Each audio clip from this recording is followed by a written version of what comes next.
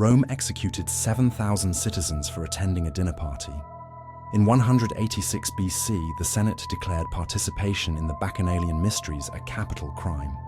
Not because the rituals were evil, but because they created bonds stronger than citizenship, loyalties deeper than imperial law. These weren't orgies or satanic cults.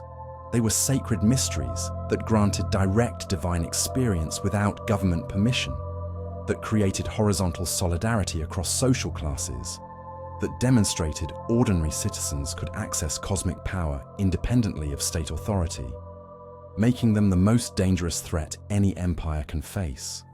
So, before we explore how ritual becomes the ultimate act of political rebellion, hit that like button if you're ready to discover why empires fear your grandmother's prayer circle more than your brother's militia.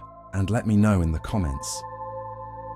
Have you ever been part of a group ritual that felt more powerful than any political movement you've witnessed? The bronze tablet gleams in the torchlight of the Roman Senate House, its surface inscribed with words that will reshape the ancient world. The year is 186 BC, and the senators lean forward as the consul reads the decree that transforms celebration into conspiracy, ritual into rebellion, sacred mystery into capital crime. Senatus consultum de bacchanalibus, he intones, his voice echoing through marble corridors where the fate of empires is decided, concerning the Bacchanalian affair. But this is no ordinary legislative session. This is the moment when Rome discovers that some things are more dangerous than foreign armies, more threatening than barbarian invasions, more subversive than political revolution.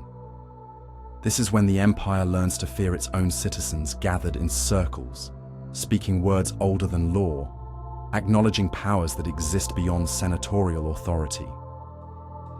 The decree orders the immediate arrest of 7,000 Roman citizens. Their crime is not theft or murder, not treason in any traditional sense.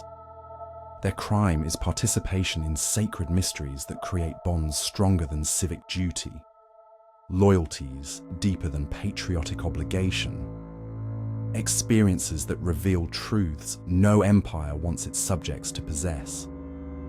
The Bacchanalian persecutions mark the first time in recorded history that a state systematically criminalizes religious practice, not for its content, but for its independence. Not for what it teaches, but for what it refuses to submit to imperial control. The precedent will echo through centuries, from Rome to medieval Europe to colonial America. Wherever empires encounter the ultimate threat to their authority, people who gather in secret to remember that there are powers greater than kings. In the Villa of Mysteries at Pompeii, where volcanic ash preserves the last moments of a world about to die, frescoed walls tell a different story than the one preserved in Roman law. Here, painted figures perform the initiation rites that senators declared criminal conspiracy. A young woman approaches the sacred mysteries with fear and wonder in her eyes. Priestesses guide her through ceremonies that transform her from mere citizen into something more dangerous. An initiate who owes her deepest allegiance not to Rome, but to divine forces that recognize no earthly emperor. The paintings capture what laws cannot touch, the moment when the sacred intersects with the political, when ritual participation creates identity that transcends civic belonging. The young woman entering these mysteries will emerge as a person who has experienced divine reality directly, without priestly mediation, without imperial permission. She will carry within her consciousness the knowledge that ultimate authority flows not from the Senate, but from sources that existed before Rome and will exist after its fall. But Rome's fear runs deeper than simple political jealousy. The Bacchanalian mysteries create what anthropologists now call horizontal solidarity, bonds that connect participants across traditional social boundaries. In the sacred grove, senators kneel beside slaves, patrician matrons dance with foreign merchants, citizens and non-citizens share wine that transforms them into something more dangerous than rebels, equals. Livy's account of the persecution reads like a horror story written by the state itself. He describes rituals where all manner of corrupt practices occur, where participants are bound by oath like conspirators, where mysterious ceremonies create loyalty networks that operate outside official channels. But Livy's language reveals more about Roman anxiety than Bacchanalian reality. His description of ritual crimes mirrors exactly the activities that senators themselves practice in their exclusive clubs, private meetings, oath-taking, networking that serves political ambition. The difference lies not in the activities, but in their authorization. Senatorial conspiracies serve imperial power, religious mysteries serve divine authority, and divine authority, Rome learns, recognizes no obligation to ask permission from earthly governments. In the depths of the Roman catacombs, where early Christians gather for their own suspect rituals, the pattern repeats with terrifying precision. Pliny the Younger writes to Emperor Trajan around 112 AD, describing his interrogation of Christian suspects. They were in the habit of meeting on a certain fixed day before dawn, and sang verses alternately among themselves in honor of Christ, as if to a god, and bound themselves by oath not to commit any wicked deed, but never to commit fraud, theft, or adultery, never to break faith, and never to refuse to return a trust when called upon to do so. Pliny's description sounds innocent to modern ears, people gathering for worship, singing hymns, taking moral vows. But to Roman officials, every element signals political subversion. The fixed meeting day creates unauthorized assembly. The alternating verses suggest coded communication. The mutual oaths establish competing loyalty structures. Most dangerous of all, the ritual acknowledges divine authority higher than imperial command.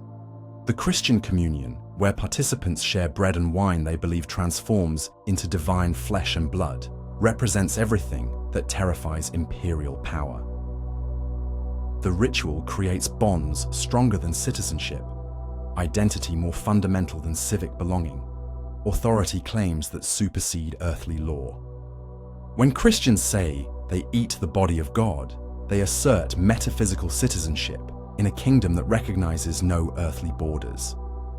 But the most dangerous aspect of Christian ritual lies not in its theology, but in its democracy. Unlike traditional Roman religion, where elaborate priesthoods mediate between gods and people, Christian communion allows direct divine encounter. Any gathering of believers can perform the sacred mysteries. Any home can become a temple. Any meal can become a sacrament. This horizontal access to divine power represents everything hierarchical societies cannot tolerate. If ordinary people can contact God directly, what need do they have for bishops? If communion creates immediate sacred experience, what authority do emperors claim over souls? If every Christian home becomes a sanctuary, how can the state control religious expression? The archaeological evidence from early Christian sites reveals the political genius of imperial persecution. In Rome's underground burial chambers, where Christians gathered for memorial feasts that combined ancestor veneration with Eucharistic ritual. Wall paintings show not the suffering Christ of later theology, but the triumphant teacher who grants his followers power over earthly authority. These early Christian images display the same revolutionary confidence visible in Pompey's mystery villa, the knowledge that initiation into divine secrets creates identity that transcends political control.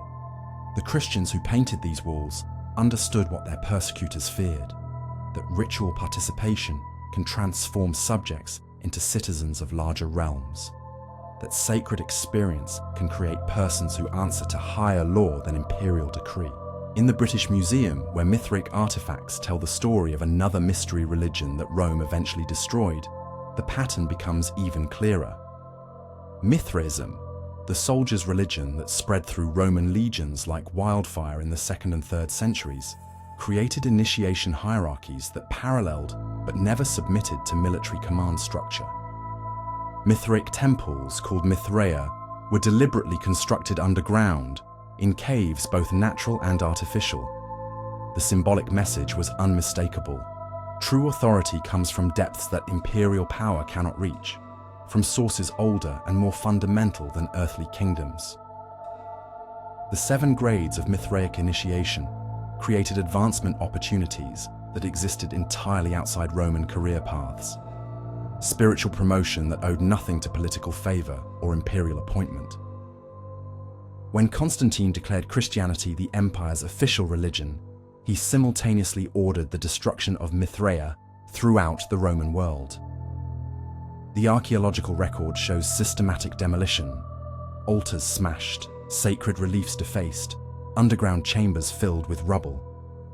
But the destruction reveals imperial understanding of what made these spaces dangerous. They provided alternative sources of meaning, advancement, and identity that operated independently of state control. The transition from persecuted to persecutor happens with stunning speed.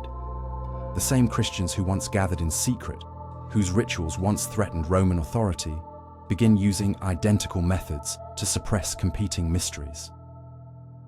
The Council of Elvira in 306 AD, meeting just as Constantine prepares to legalize Christianity, issues canons that read like Roman anti-Bacchanalian decrees.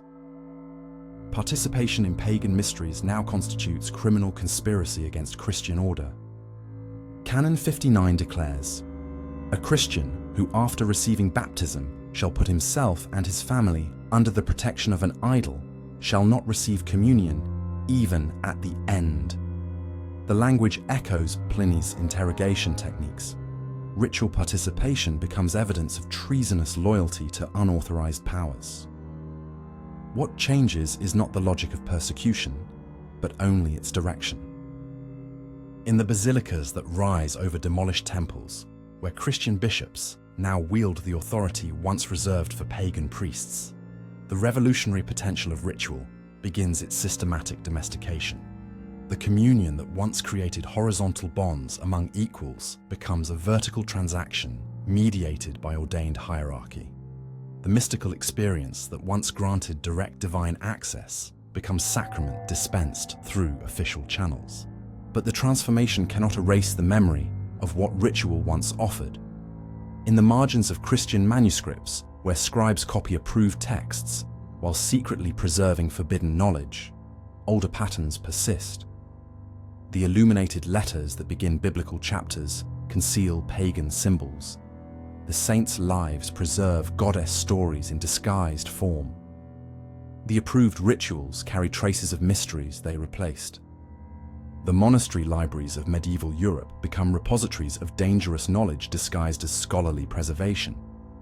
Monks who copy classical texts encounter descriptions of mystery religions, accounts of initiations that transformed ordinary consciousness into divine awareness. Some manuscripts preserve actual ritual instructions, hidden within theological commentaries like contraband smuggled across hostile borders. Brother Urbanus Maurus, abbot of Fulda in the 9th century, writes commentaries on biblical texts that reveal profound understanding of pagan mystery traditions. His analysis of baptism draws explicit parallels to Eleusinian initiation. His descriptions of communion echo Mithraic sacred meals. But Urbanus carefully frames his knowledge as scholarly research rather than practical instruction, as historical curiosity rather than living tradition. His work demonstrates how dangerous knowledge survives periods of suppression, not through open resistance but through academic camouflage, not through continued practice but through careful preservation until conditions allow revival. The manuscripts that preserve mystery religion descriptions become seeds, waiting for soil fertile enough to support growth. The bronze tablet gleams in museum light, its ancient decree preserved behind glass like a specimen of political archaeology. The Senatus Consultum de Bacchanalibus marks the moment when empire first recognized its ultimate enemy, not foreign invasion or domestic rebellion, but the human capacity for sacred experience that transcends political control. The senators who crafted that decree understood what modern governments still discover, that people gathered in ritual circles, acknowledging powers greater than state authority, sharing experiences that create bonds deeper than citizenship. represent the most fundamental threat to imperial power. Not because ritual practitioners seek political revolution, but because they embody the possibility of identity that exists independently of governmental permission. 7,000 Romans died for participating in mysteries that promised transformation beyond civic identity. Their persecution established the template that empires have followed ever since. The recognition that sacred ritual, when it creates authentic community and direct divine experience, becomes inherently subversive, whether it intends political revolution or not. The ritual is the revolution, not because it seeks to overthrow governments, but because it demonstrates that ultimate authority comes from sources that exist beyond governmental control. And that demonstration, regardless of its intention, reveals the essential vulnerability at the heart of every earthly power. The knowledge that there are loyalties deeper than law, experiences more transformative than political participation, communities more authentic than civic belonging. The empire strikes back because it must. The sacred persists because it can. And in the tension between imperial control and ritual independence lies the story of every spiritual tradition that has ever dared to claim that some things matter more than political authority and lived to prove it.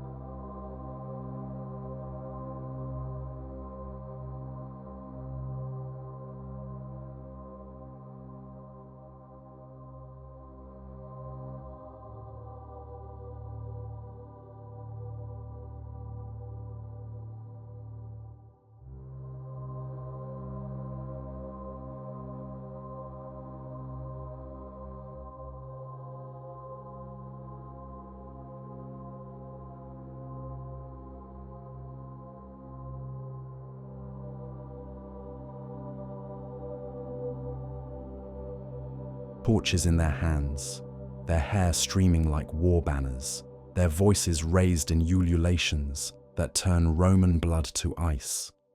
But Rome has come not to defeat an army, but to destroy a way of seeing, not to conquer territory, but to eliminate the possibility of resistance that flows from sacred sources deeper than politics, older than imperial ambition. The historian Tacitus, writing decades later from the safety of Roman libraries, preserves the moment when two worlds collide with the finality of geological catastrophe. The enemy lined the shore in a dense armed mass. Among them were black-robed women with disheveled hair like furies, brandishing torches. Close by stood druids, raising their hands to heaven and screaming dreadful curses. His words capture more than military tactics. They record the death of a spiritual system that made Celtic resistance possible, that provided intellectual framework for independence, that offered alternative sources of law and authority Roman power could never fully control. The druids who die on Mona carry with them knowledge that took centuries to develop and will take centuries to recover. The understanding that political power flows from cosmic sources, that earthly kingdoms must conform to natural law, that rulers who violate sacred order lose legitimacy regardless of military strength. In the British Museum, where the Coligny calendar's bronze fragments spell out lunar calculations sophisticated enough to challenge Roman mathematical superiority, the depth of this lost knowledge becomes visible. Discovered in 1897 near Lyon, the calendar reveals intellectual achievement that Roman propaganda deliberately obscured. The Druids Caesar dismissed as barbaric human sacrifices, maintained astronomical observations accurate to within hours across centuries, tracked celestial cycles that governed not just religious festivals, but legal proceedings, seasonal activities, and the legitimacy of political decisions. The calendar's surviving fragments record a civilization that organized itself around sacred time rather than imperial decree, that measured authority by cosmic rather than military law. Each month's notation indicates not just dates, but ritual obligations, legal restrictions, and the cosmic conditions necessary for different forms of community activity. The Druids who compiled this calendar wielded intellectual authority that threatened Roman power precisely because it derived from sources no military conquest could eliminate. But Rome's war against Celtic ritual extends far beyond individual Druids to the sacred landscapes that supported their authority. The archaeological record reveals systematic destruction of ritual sites across conquered territories, not accidental damage from military campaigns, but deliberate obliteration of places where alternative forms of power gathered and concentrated. At Gournay-sur-Arronde in northern France, excavations reveal a Celtic sanctuary used continuously for 3 centuries before Roman destruction. The site's ritual deposits, weapons deliberately bent and broken, animal remains from systematic sacrifice, human bones showing evidence of ceremonial treatment, document spiritual practices that created community bonds independent of Roman control. The sanctuary's layout mirrors cosmic order rather than imperial architecture. Its circular enclosure aligns with stellar movements. Its entrance faces the rising sun at winter solstice. Its internal organization reflects the same mathematical principles that govern the Coligny calendar's calculations. The Druids who designed this space embedded within its very geometry the claim that earthly authority must conform to celestial law, a message Rome could not tolerate in conquered territory. The destruction, when it comes, follows patterns visible at ritual sites throughout the former Celtic world. Sacred springs are filled with rubble, stone circles are toppled, ritual shafts are sealed with Roman masonry. But the most telling detail appears in the treatment of ritual deposits. The Romans don't simply destroy Celtic sacred objects, but bury them according to their own religious protocols, as if the destruction itself requires ritual sanction to prevent supernatural retaliation. In the peat bogs of northern Europe, where anaerobic conditions preserve organic materials for millennia, the human cost of this ritual warfare becomes visceral. Lindoman, discovered in an English bog in 1984, died during the Roman conquest of Britain through what archaeologists call ritual triple death. His skull fractured by blunt trauma, his throat cut with a blade, a cord tightened around his neck until strangulation occurred. But forensic analysis reveals details that transform this apparent murder into something more complex and terrible. Lindoman's fingernails show evidence of recent manicuring. His beard was trimmed shortly before death. His stomach contained only a ritual meal of burned bread and mistletoe. Radiocarbon dating places his death precisely during the Roman conquest, while his physical condition suggests high social status, possibly Druidic rank. The evidence points toward voluntary ritual death rather than execution, toward a Druid who chose to die according to sacred protocols rather than live under Roman authority. His triple killing follows patterns documented in Celtic literature, where the most serious spiritual crises require blood sacrifice powerful enough to attract divine attention. Lindoman may have died as final offering to gods who failed to prevent Roman victory, as cosmic payment for a community's spiritual failure, as ritual bridge between the world that was dying and whatever might survive the conquest. His preservation in the bog creates accidental testimony to the desperation that drove Celtic communities to such extremities. When military resistance failed, when political negotiation proved impossible, when the very landscape became hostile to traditional ways of life, ritual death offered the only remaining form of meaningful action. The assertion that some loyalties transcend political survival, that some values require ultimate sacrifice to preserve. But Rome's systematic destruction of Druidic authority reveals strategic understanding that goes far beyond mere military necessity. Julius Caesar's De Bello Gallico, written to justify his conquest campaigns to skeptical Roman audiences, demonstrates sophisticated analysis of Druidic political function alongside cynical manipulation of Roman religious prejudices. The Druids, Caesar writes with the precision of an ethnographer studying dangerous enemies, are engaged in things sacred, conduct the public and the private sacrifices, and interpret all matters of religion. To these a large number of the young men resort for the purpose of instruction, and they hold them in great honor, for they determine respecting almost all controversies, public and private. Caesar's description reveals the comprehensive nature of Druidic authority, not just religious leadership, but educational control, legal jurisdiction, and the intellectual framework that made Celtic independence possible. The Druids serve as judges in disputes, teachers of the young, keepers of historical memory, interpreters of natural phenomena.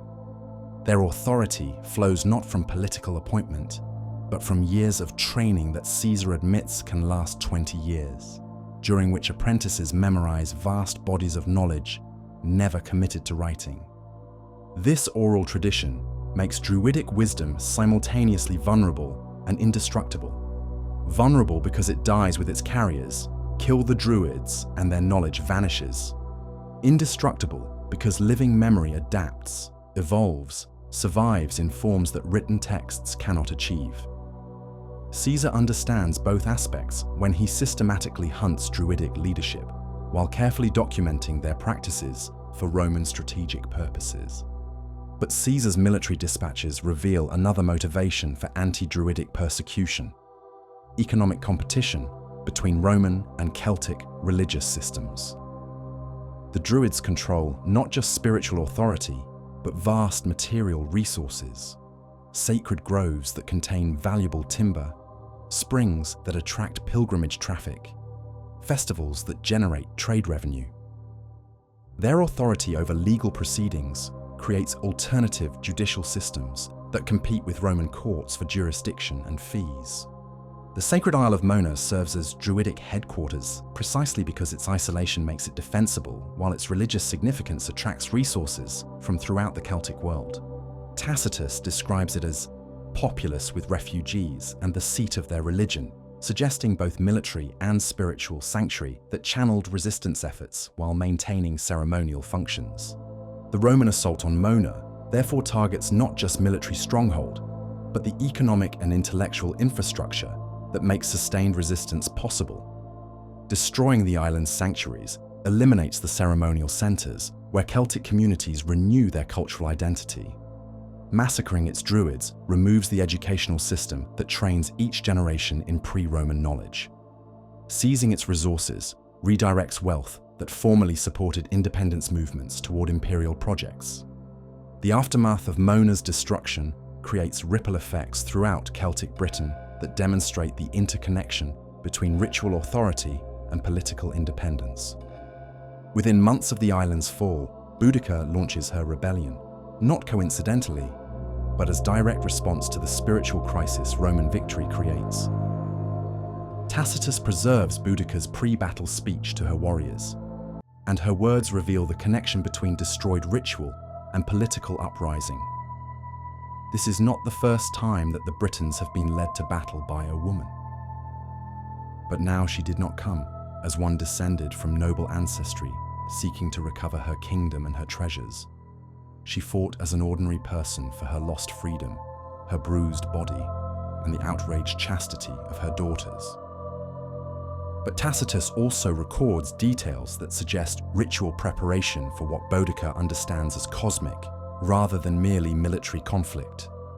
She releases a hair from the folds of her dress, interpreting its direction of flight as divine approval for battle. Her warriors enter combat with ritual scarification, war paint applied according to ceremonial protocols, weapons blessed by whatever Druids survived the Mona massacre. The rebellion's initial success, 60,000 Roman colonists dead, 3 cities burned, Roman authority temporarily eliminated from southeastern Britain, suggests supernatural empowerment that Romans attribute to diabolic intervention. But the eventual defeat creates spiritual crisis that goes far beyond military loss. The gods who approved battle through divination have permitted devastating failure, calling into question the entire system of cosmic knowledge that Druids claim to interpret. The archaeological evidence from Boudica's burned cities reveals the religious dimension of Celtic warfare. At Camulodunum, Colchester, rebels specifically targeted the Temple of Claudius. the monument to imperial divinity that symbolized Roman spiritual authority. They didn't simply destroy the building, but desecrated it according to Celtic ritual patterns, burying Roman religious objects according to their own ceremonial protocols, transforming the site into Celtic sanctuary space. But Roman retaliation following Boudicca's defeat creates cultural trauma that extends far beyond military casualties. Governor Paulinus, returning from his Mona victory to confront the rebellion, implements policies designed to eliminate Celtic ritual capacity permanently. Sacred groves throughout Britain face systematic destruction. Surviving druids are hunted like criminals. Traditional festivals are banned. Sacred sites are occupied by Roman garrisons. The very landscape is reshaped to eliminate places where Celtic ceremonies might occur. The Christian missionaries who arrive centuries later discover a population already traumatized by spiritual suppression, already conditioned to fear unauthorized religious expression. St. Patrick's Confessio, written in the 5th century, documents conversion strategies that exploit this conditioning while simultaneously preserving elements of Celtic ritual tradition in Christian form. Patrick describes confronting Druidic survivors who maintain reduced practices in remote areas, not the comprehensive educational and legal system Caesar encountered, but fragments of astronomical knowledge, herbal medicine, and legal custom preserved by communities that remember older ways. His conversion techniques demonstrate remarkable sophistication. Rather than condemning Celtic practices as diabolic error, he reframes them as incomplete preparation for Christian truth. The sacred wells where Druids once performed water ceremonies become Christian baptismal sites. The hilltops where Celtic communities gathered for seasonal festivals receive Christian chapels. The oak groves that survived Roman destruction become Christian monasteries, their ancient trees incorporated into new sacred architecture. Patrick's strategy preserves Celtic ritual forms, while redirecting their spiritual content toward Christian purposes. But this preservation carries its own costs. The monasteries that rise over Druidic sites maintain some elements of Celtic learning, manuscript illumination that incorporates pre-Christian symbols, scholarly traditions that preserve classical knowledge, educational systems that echo Druidic training methods. But they eliminate the aspects of Celtic spirituality that made it politically dangerous. The connection between cosmic and earthly authority, the legal jurisdiction independent of state power, the community bonds that transcended political boundaries. The Book of Kells, created in Irish monasteries during the 8th century, demonstrates both the survival and transformation of Celtic artistic tradition. Its intricate geometric patterns echo the mathematical sophistication visible in the Coligny calendar. Its animal imagery preserves motifs from pre-Christian Celtic art. Its color symbolism maintains the same cosmic correspondences that governed Druidic ritual practice.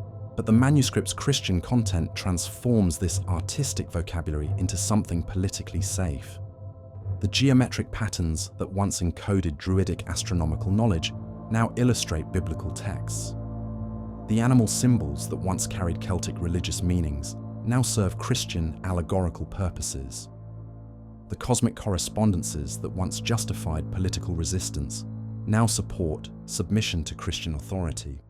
In the margins of these Christian manuscripts, however, older traditions persist in forms subtle enough to avoid clerical censorship. Scribes who copy approved texts occasionally add annotations that preserve fragments of Druidic knowledge. Herbal remedies disguised as biblical commentary, astronomical observations embedded in saints' lives, legal precedents hidden within theological discussions. The survival creates underground streams of knowledge that flow beneath Christian orthodoxy for centuries, waiting for conditions that will allow more open expression.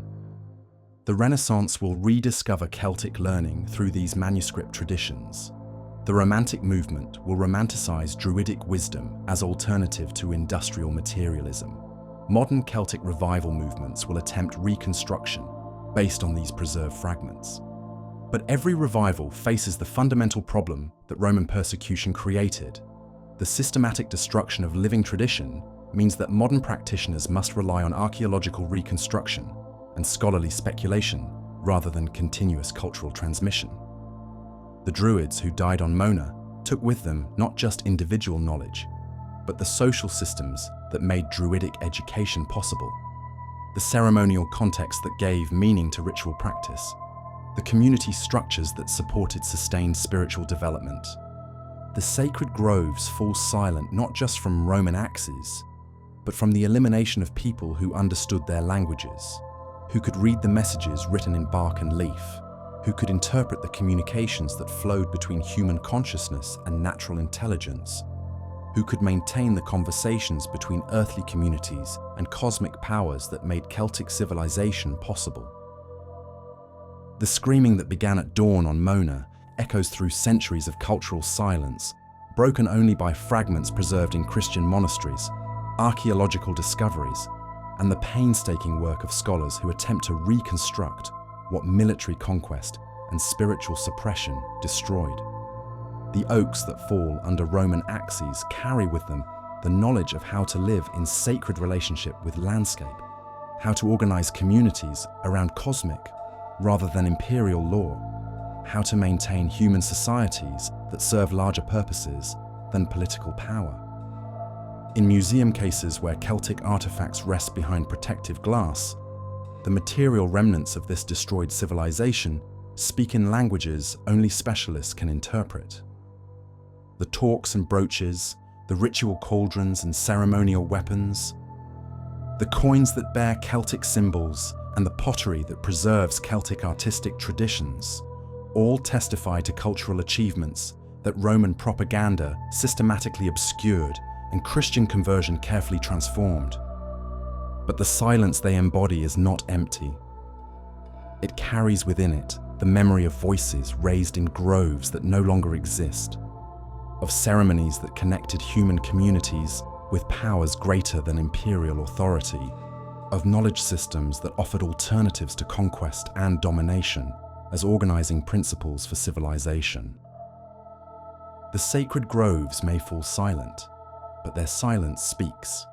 In the spaces between words, in the gaps between official histories, in the shadows cast by monuments to Roman victory, the Druids wait with their dangerous knowledge, not as romantic primitives or noble savages, but as representatives of human possibilities that empire could not tolerate and Christianity could not fully eliminate. Their sacred groves may be gone, but the need for what they offered persists. Places where communities gather to remember that political power serves cosmic law rather than creating it, where human authority acknowledges sources greater than governmental decree, where the possibility of resistance flows from springs too deep for any empire to drain entirely. The blood flows freely in the Taurobolian pit beneath the temple of Cybele, its heat rising like prayers made flesh as the bull's life drains through grated stone onto the initiate below.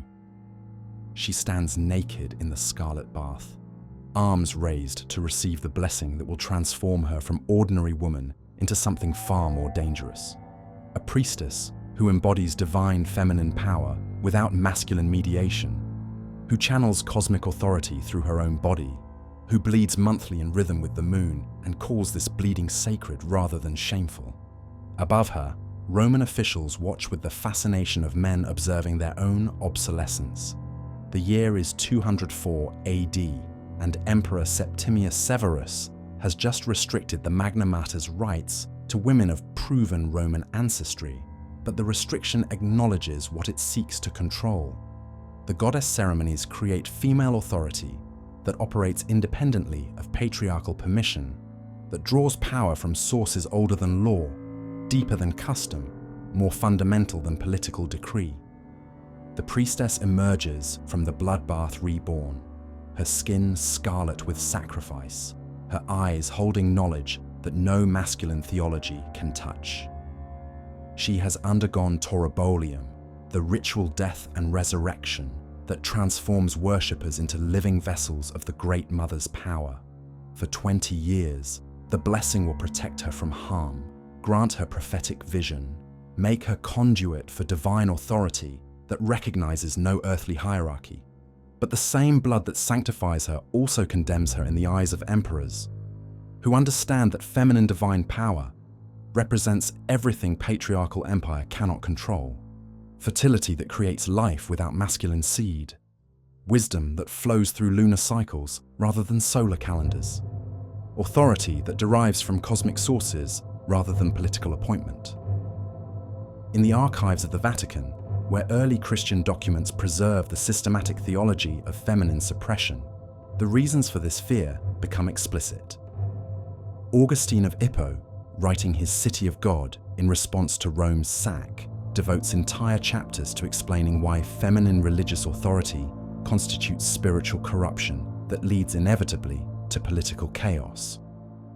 The cult of Cybele, Augustine writes with the authority of former pagan who has seen the light, encourages women to believe they can approach divinity without masculine guidance, to imagine their bodily functions carry sacred significance, to assert religious authority over their own spiritual development.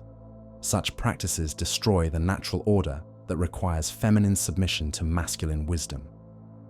Augustine's analysis reveals the theological foundation of feminine ritual suppression. The argument that women's bodies, being closer to nature and farther from reason, make them simultaneously more susceptible to divine influence and less capable of interpreting it correctly. Female religious experience in this framework requires masculine oversight to prevent its degeneration into diabolic deception. But Augustine's carefully reasoned condemnation cannot disguise his anxiety about something more immediate and threatening: the economic and social power that feminine religious authority generates. The priestesses of Cybele control vast temple complexes, manage extensive agricultural holdings, oversee banking operations that extend throughout the Mediterranean. Their religious authority translates into material influence that operates outside patriarchal family structures, beyond masculine economic control. The temple inventories from Ephesus, where Artemis reigns as the ancient world's most powerful goddess, reveal the scale of feminine religious wealth. Her sanctuary employs thousands of workers, priests and priestesses, craftspeople and merchants, bankers and real estate managers. The annual festival draws pilgrims from across the known world, generating revenue that dwarfs the income of most city-states. More troubling to imperial administrators, the temple operates its own legal system for resolving disputes, its own educational programs for training religious personnel, its own diplomatic networks for maintaining relationships with other cult centers. Artemis worship creates parallel governance structures that compete with Roman authority for the loyalty of local populations. The archaeological evidence from the temple's destruction tells the story of systematic institutional dismantling rather than simple religious conversion. When Christian authorities closed the sanctuary in 391 AD, they don't just prohibit worship, they seize temple assets, dismiss religious personnel, destroy the legal records that document centuries of autonomous feminine religious authority. The famous riot of the silversmiths, recorded in Acts 19, provides contemporary testimony to the economic stakes involved in suppressing goddess worship. When Paul's Christian preaching threatens Artemis's cult, the craftspeople who profit from pilgrimage trade organize violent resistance. "Great is Artemis of the Ephesians." They chant for 2 hours straight, drowning out Christian attempts to preach alternative religious vision. But their economic motivation masks deeper cultural terror at the prospect of losing religious traditions that grant women authority equal to men, that celebrate feminine sexuality as sacred rather than sinful, that validate female spiritual experience without requiring masculine approval or interpretation. In the martyrology of Hypatia of Alexandria, where scholarly brilliance meets feminine spiritual authority with fatal consequences, the pattern of suppression reaches its logical conclusion. The year is 415 AD, and the last great female philosopher of the ancient world prepares her morning lecture on Platonic mathematics. unaware that Christian monks are already gathering in the streets below, their hands clutching the oyster shells that will scrape her flesh from her bones before the day ends. Hypatia embodies everything that nascent Christian patriarchy cannot tolerate. Feminine intellectual authority that requires no masculine validation, spiritual teaching that draws on pagan rather than biblical sources, mathematical and astronomical knowledge that grants access to cosmic secrets independent of clerical mediation.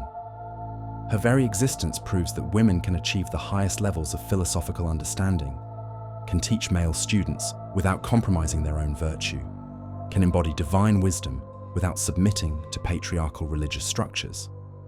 The contemporary accounts of her murder, preserved by witnesses who escaped the Christian mob, document ritual killing rather than spontaneous violence. The monks who drag her from her chariot perform acts that mirror the dismemberment myths central to goddess worship. Isis gathering Osiris's scattered fragments, Demeter mourning Persephone's seasonal death, Cybele's ecstatic devotees castrating themselves in sympathetic suffering with her beloved Attis. But where goddess mythology promises resurrection after dismemberment, Hypatia's killers ensure no such rebirth is possible. They scrape her flesh with pottery shards until only bones remain, then burn the bones to ash and scatter the ash in running water. The destruction eliminates not just individual life, but the possibility of memorial, monument, or any physical trace that might inspire future generations of women to claim similar intellectual authority. The symbolic message resonates throughout the Christian empire. This is what happens to women who teach men, who claim independent access to divine truth, who embody the dangerous possibility that feminine intelligence might equal or exceed masculine wisdom. In the rural sanctuaries of pre-Christian Europe, where goddess worship survives longer than in urban centers exposed to imperial control, archaeological evidence reveals the scope of what Christian conversion destroys. At Çatalhöyük in modern Turkey, where 9,000-year-old excavations continue to yield goddess figurines and shrine rooms decorated with feminine symbols, the continuity of feminine religious authority stretches back to humanity's earliest agricultural communities. The goddess figures found at the site, over 2,000 discovered to date, display consistent iconography across millennia. Large breasts and hips emphasizing fertility, hands placed on protruding bellies indicating pregnancy, seated positions suggesting throne-like authority. The shrine rooms contain installations that appear designed for menstrual rituals, channels for collecting blood, platforms for displaying offerings, wall paintings that celebrate rather than shame feminine bodily functions. Radiocarbon dating reveals that these goddess-centered communities flourished for over 1,000 years without evidence of warfare, defensive fortifications, or significant social stratification. The absence of weapons and the egalitarian distribution of burial goods suggests societies organized around feminine principles of nurturing and cooperation rather than masculine patterns of competition and domination.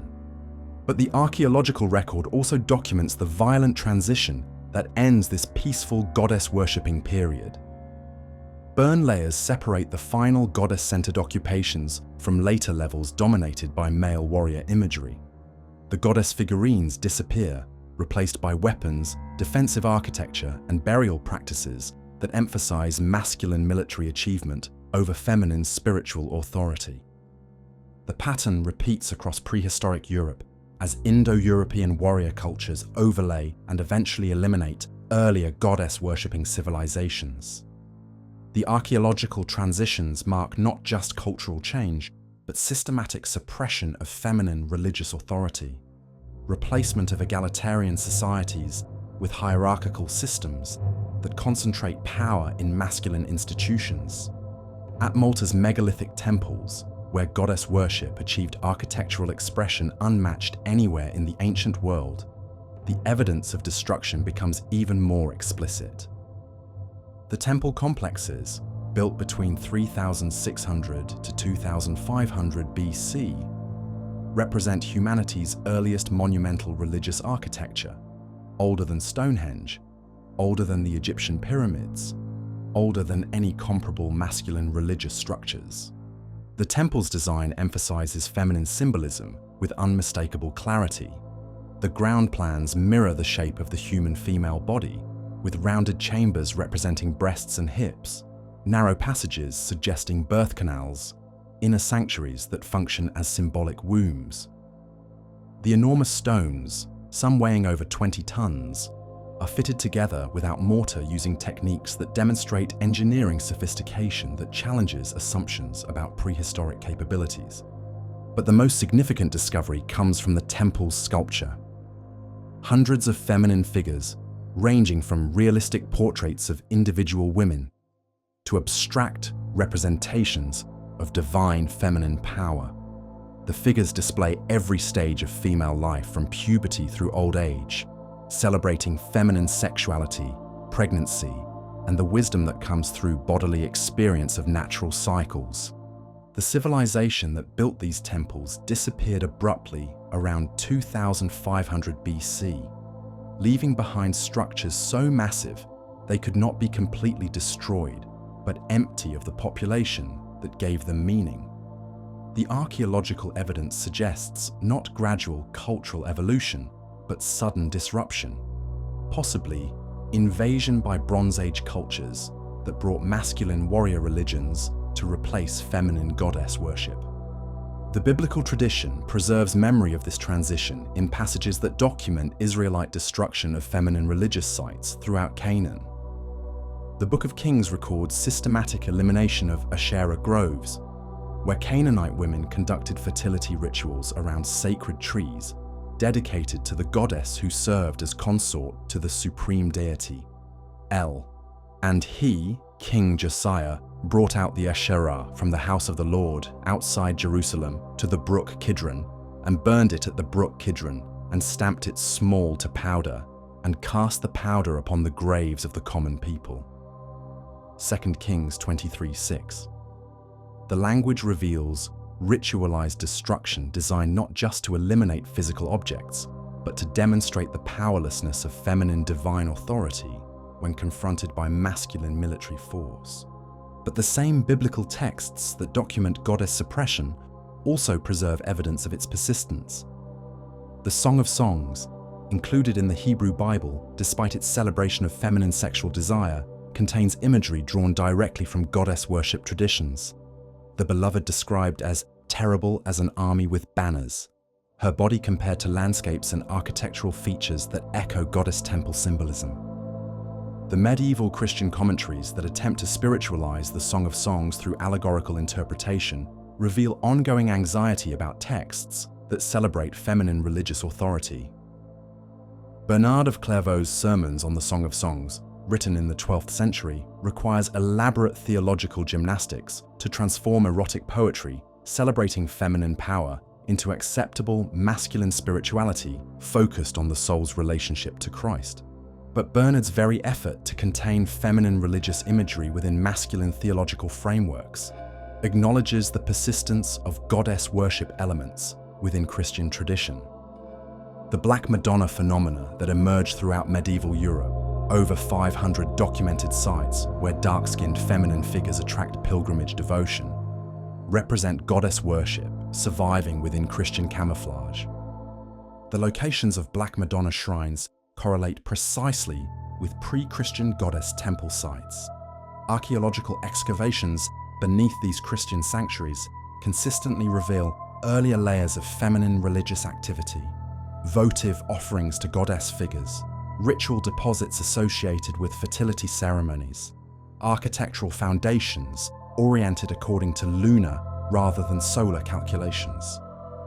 At Chartres Cathedral, where the most famous Black Madonna presides over what medieval pilgrims called the womb of the world, the crypt contains a well where Celtic druids once honored a goddess figure they called Virgo Paritura, the virgin about to give birth. The Christian cathedral built above this site preserves the essential structure of goddess worship while transforming its theological content to emphasize virginity rather than fertility. submission rather than authority. The cathedral's famous labyrinth, walked by medieval pilgrims as substitute for costly journeys to Jerusalem, follows patterns that appear in goddess temples throughout the ancient world. The circular design, with its single path that winds inward toward the center, mirrors the feminine principle of internalization, of finding sacred truth within, rather than seeking it through external conquest or achievement. But the Christian interpretation of labyrinth walking emphasizes penance and submission to divine will, transforming the goddess symbol of feminine spiritual empowerment into masculine tool for encouraging religious obedience.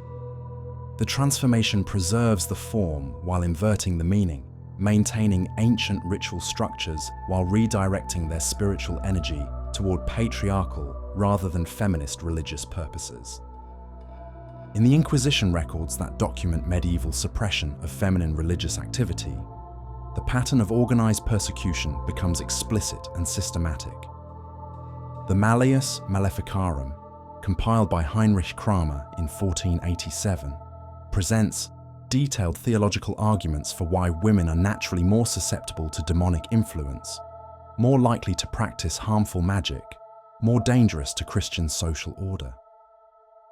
When a woman thinks alone, she thinks evil, Kramer writes with the authority of papal approval behind his misogyny. All witchcraft comes from carnal lust, which is in women insatiable. Wherefore, for the sake of fulfilling their lusts, they consort with devils. But Kramer's theological arguments mask economic and political motivations for targeting women who claim independent spiritual authority. The witch trials that his manual inspires consistently target women who practice healing arts, that compete with masculine medical authority, who own property without masculine control, who demonstrate knowledge of herbal medicine and astronomy that challenges clerical monopolies on learning. The demographic patterns of persecution reveal the systematic nature of feminine spiritual suppression. Approximately 80% of executed witches are women, and those women cluster in specific categories: widows who inherit property, midwives who assist childbirth, herbalists who practice traditional medicine, single women who live independently of masculine family structures.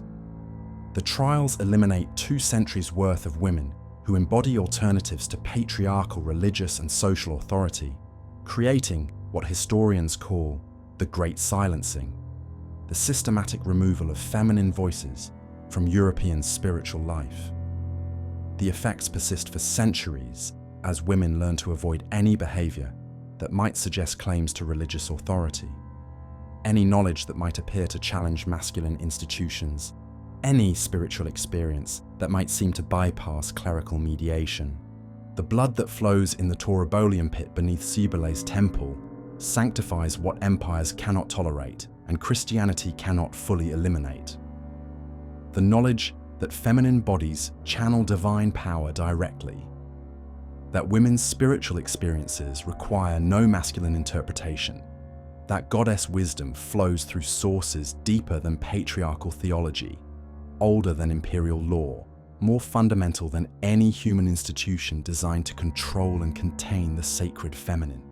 That blood dries on temple stones, but its memory persists in hidden places where women gather to remember what was lost, to preserve what survives, to transmit to daughters the dangerous knowledge that they carry within their bodies the same divine power that once ruled from marble thrones, received offerings from kings, and granted spiritual authority that no earthly empire could create or destroy.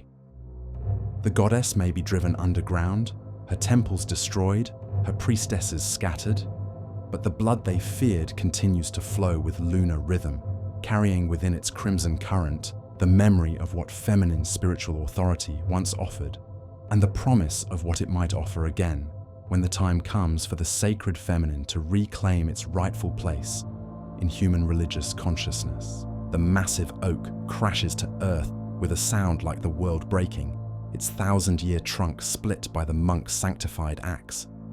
St. Boniface stands over the fallen thunder oak of Donar, his robes spotless despite the violence he has just committed, his eyes gleaming with the satisfaction of a man who has just stolen a god's power rather than simply destroying it.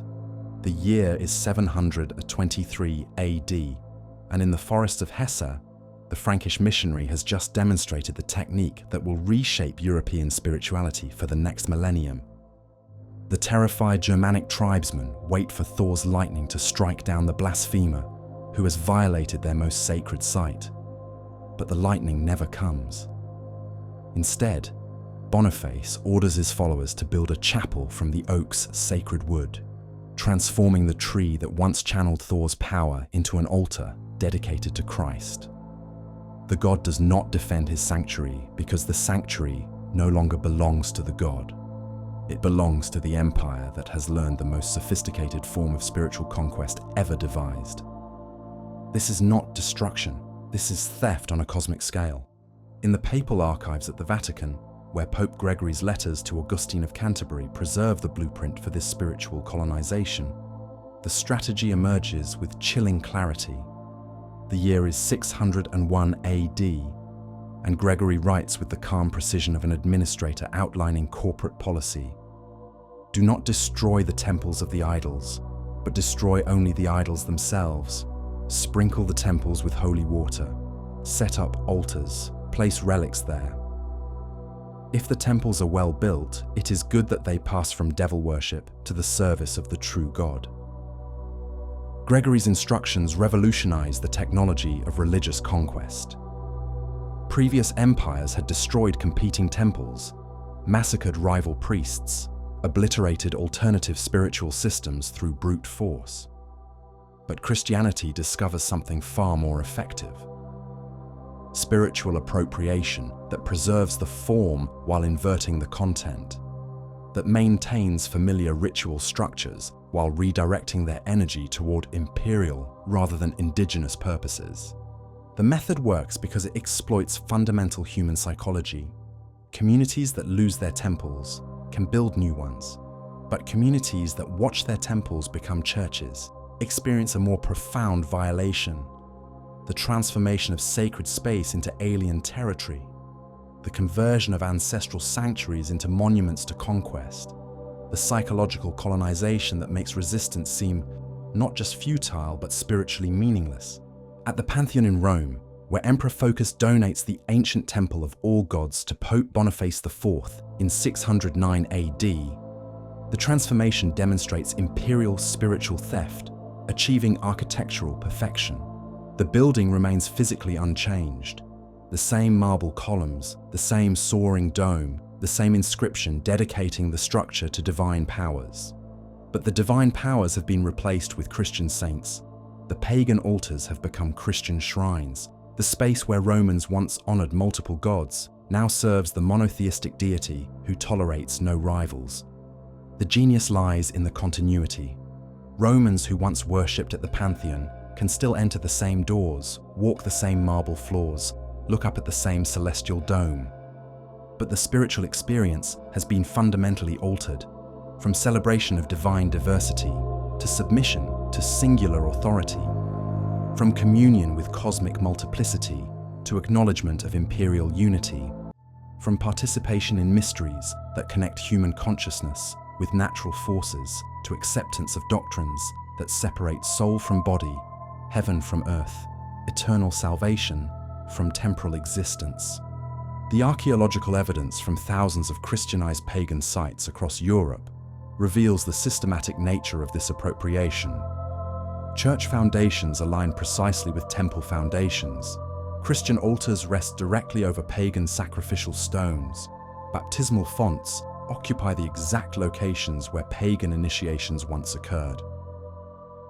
The message is unmistakable. Your ancestors worshipped here, but they worshipped incorrectly, and we have come to correct their errors without dishonoring their sacred sites. In the crypts of Chartres Cathedral, where medieval pilgrims venerated the Virgin Mary in chambers that once housed Celtic goddess worship, the layered history becomes visible. The lowest level contains a well where druids honored Belisama, the goddess of light and healing. Above it, Roman colonists built a shrine to Diana, maintaining the feminine divine presence while adapting it to imperial religious forms. Above that, early Christians established a church dedicated to the Virgin Mary, preserving the site's association with divine femininity while subordinating it to patriarchal theology. Each transition maintains surface continuity while achieving deeper transformation. The pilgrims who journey to Chartres experience the same landscape that drew Celtic worshippers, walk the same paths that Roman devotees followed, approach the same sacred well that has attracted spiritual seekers for millennia. But their prayers flow toward different powers, their offerings serve different purposes, their ritual participation reinforces different social structures than those that flourished before Christian conquest. The cathedral's famous Black Madonna embodies the sophistication of this spiritual theft. Her dark complexion echoes the Celtic goddess images that once occupied this site. Her crowned majesty maintains the regal authority that feminine divinity commanded in pre-Christian times. Her role as Divine Mother preserves the fertility aspects that made goddess worship central to agricultural communities. But her theological function serves Christian rather than pagan spirituality, intercession rather than direct divine power, virginal purity rather than sexual celebration, submission to masculine divine authority rather than autonomous feminine spiritual rule.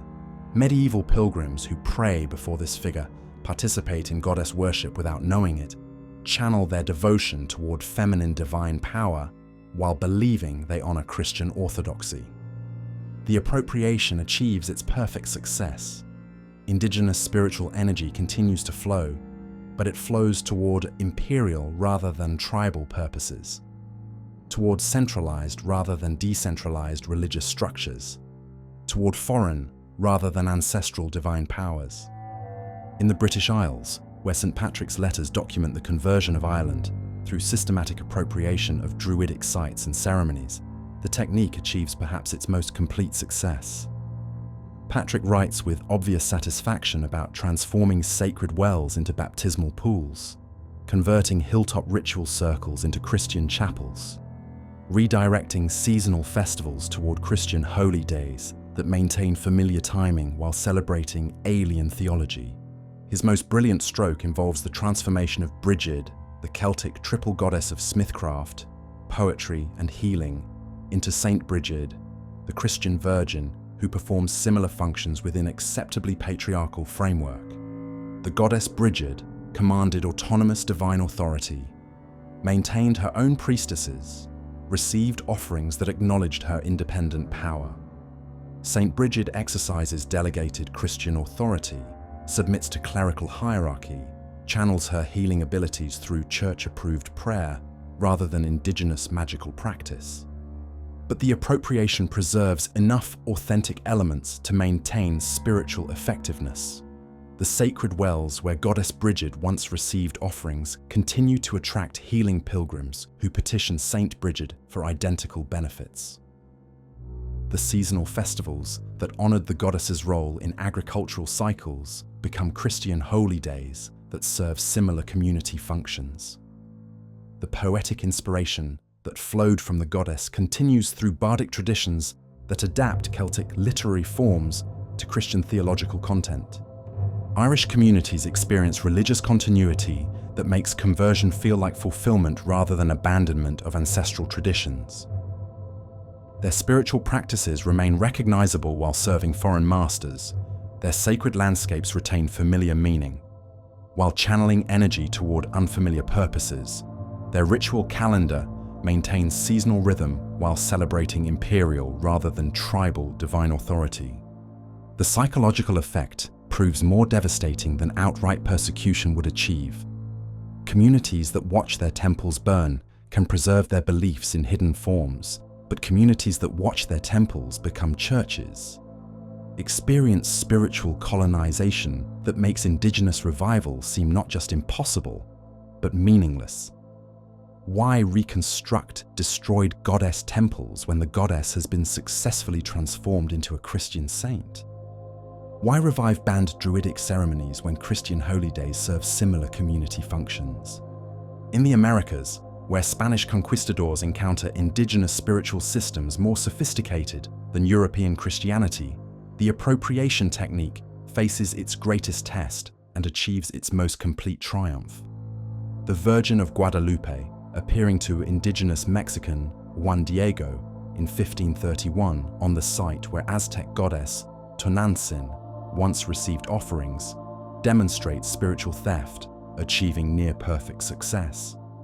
The Virgin's appearance incorporates every detail necessary to make indigenous populations accept her as their familiar goddess in Christian disguise. Her dark skin matches indigenous rather than European features. Her blue cloak displays the star patterns that governed Aztec astronomical calculations. Her position standing on the crescent moon echoes Tonantzin's lunar associations. Her pregnant condition celebrates the fertility that made goddess worship central to agricultural societies. But the Virgin's theological function serves Spanish colonial rather than indigenous spiritual purposes.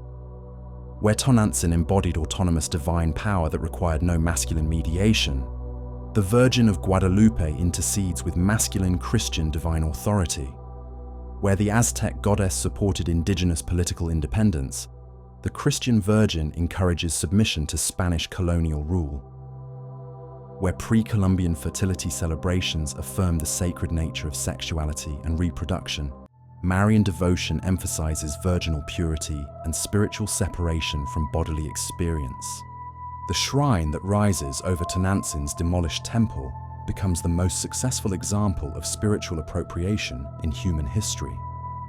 Indigenous Mexicans journey to Tepeyac Hill to honor what they understand as their ancient goddess in acceptable Christian form, speak to her in Nahuatl while priests conduct Latin ceremonies, offer flowers and food according to pre-Columbian protocols while participating in European religious structures.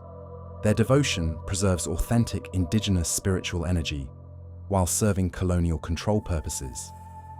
The Virgin who appears to indigenous peasants encourages acceptance of Spanish rule rather than resistance to foreign domination, promotes Christian rather than ancestral religious values, channels indigenous spiritual power toward maintaining rather than challenging imperial social structures.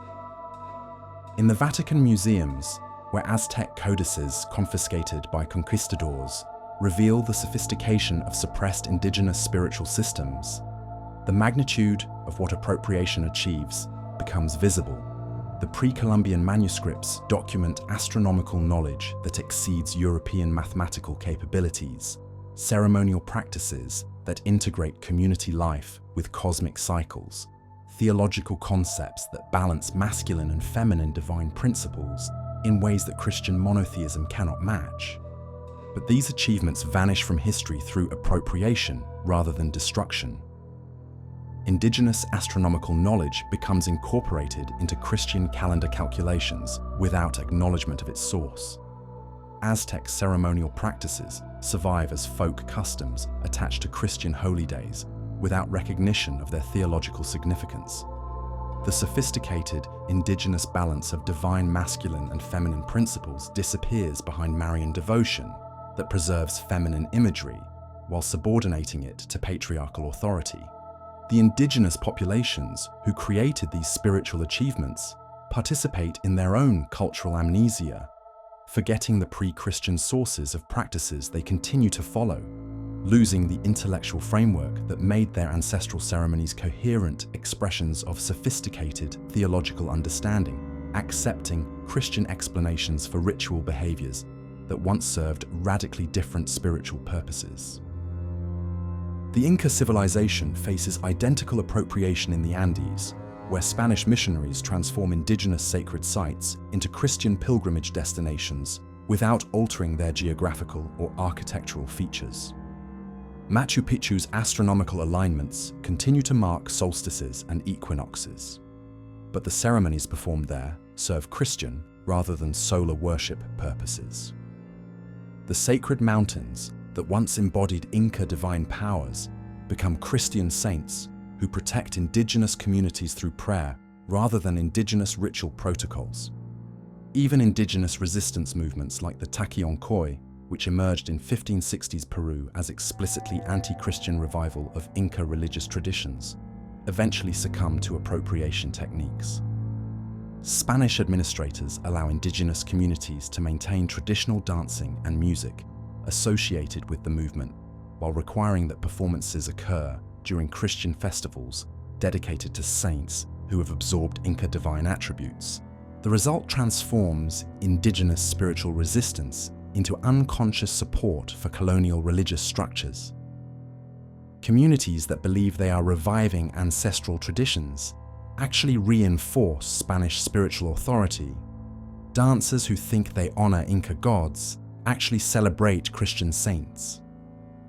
Ritual performances that feel like cultural preservation actually serve cultural assimilation.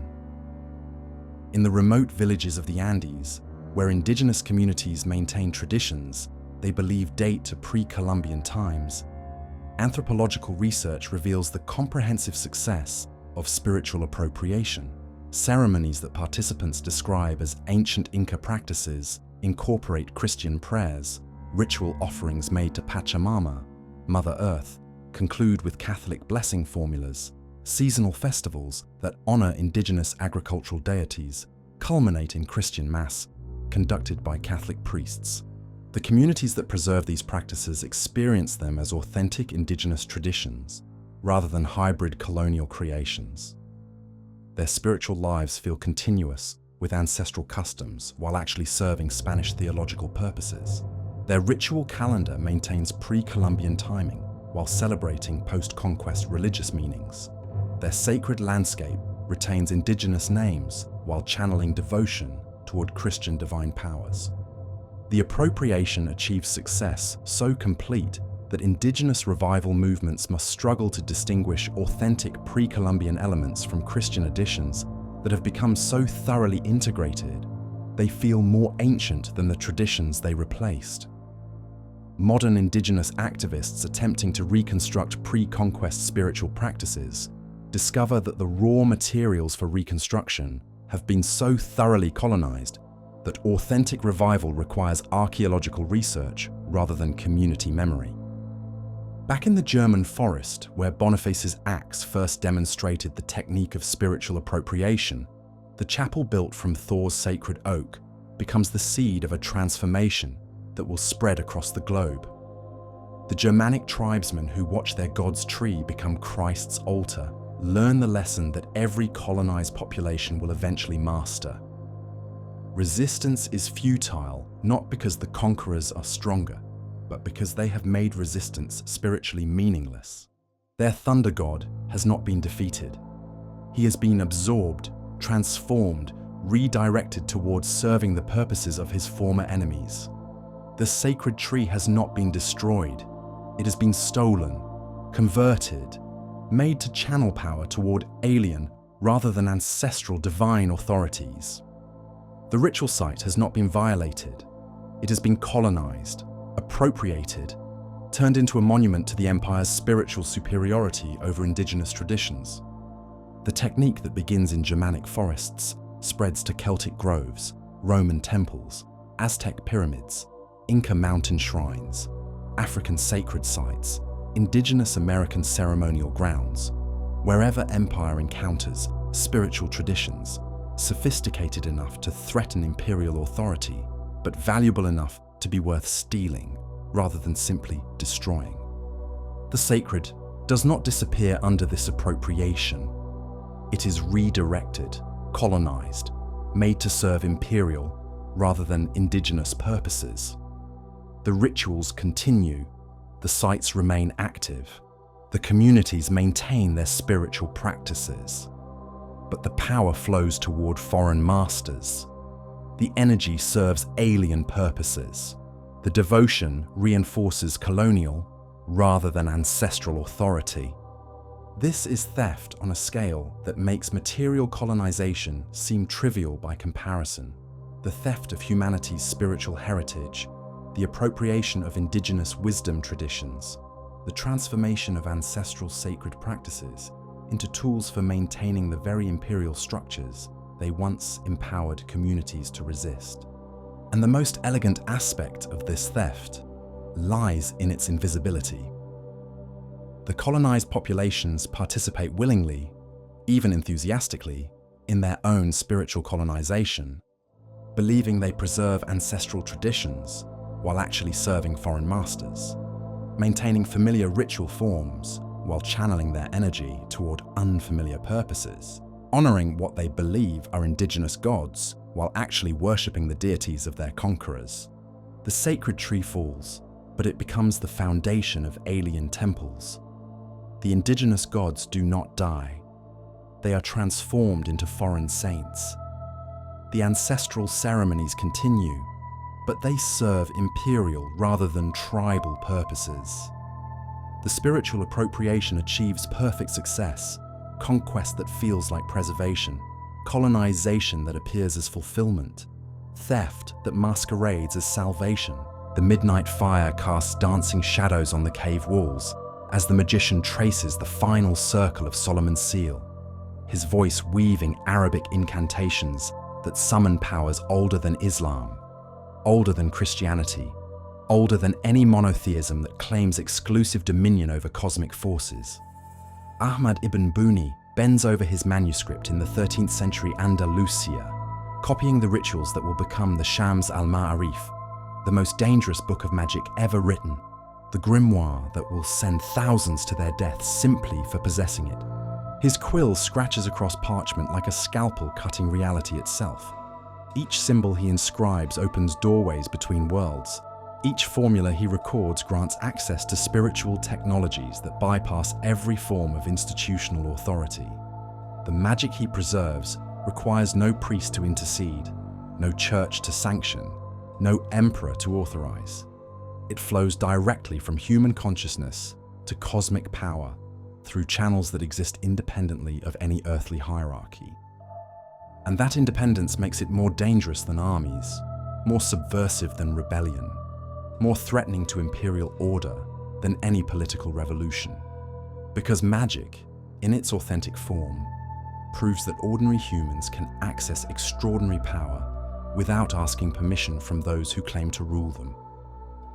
In the libraries of Baghdad, where the Abbasid caliphs collect manuscripts from across the known world, the Islamic preservation of classical magical knowledge creates the most comprehensive repository of forbidden wisdom in human history. Greek papyri describing Egyptian ritual techniques, Persian fire ceremonies, Indian tantric practices, Mesopotamian star magic, all converge in translation workshops where scholars preserve what Christian Europe burns, where Islamic mystics develop what Orthodox caliphs will eventually ban. The Picatrix, that encyclopedic grimoire compiled from dozens of classical sources, emerges from these workshops as the most complete manual of celestial magic ever assembled. Its Latin translation will terrify medieval Christian authorities precisely because it demonstrates the systematic nature of magical knowledge, not random superstition, but coherent science, not primitive folklore, but sophisticated technology for manipulating reality through understanding of cosmic correspondences. Ibn Sina, the physician-philosopher known to medieval Europe as Avicenna, writes in his Canon of Medicine about the reality of magical healing, the power of imagination to alter physical reality, the techniques through which skilled practitioners can influence matter through concentrated intention. His work provides medical legitimacy for practices that religious authorities condemn as diabolic deception, creating intellectual framework for understanding magic as natural rather than supernatural phenomena. But Ibn Sina's rationalization of magical practice only makes it more dangerous to imperial control systems. If magic operates through natural laws rather than supernatural intervention, then its power can be studied, developed, systematized into technologies that grant individual practitioners capabilities that rival or exceed those of governments. The magician, who can heal disease, predict the future, or influence human consciousness through ritual techniques, possesses authority that derives from cosmic sources, rather than political appointment. The geometric patterns that decorate Islamic manuscripts, the mathematical formulas that govern architectural proportions, the astronomical calculations that determine prayer times, all encode magical principles that function regardless of religious belief, that operate through cosmic rather than theological laws, that grant power to anyone who understands their application regardless of their relationship to religious institutions. In the scriptorium of Cordoba, where Christian, Islamic, and Jewish scholars work side by side translating magical texts into Latin for European audiences hungry for forbidden knowledge, the cross-cultural nature of magical practice becomes apparent. The same rituals appear in Greek magical papyri, Arabic grimoires, and Jewish Kabbalistic texts, with only superficial variations in divine names and cultural symbols.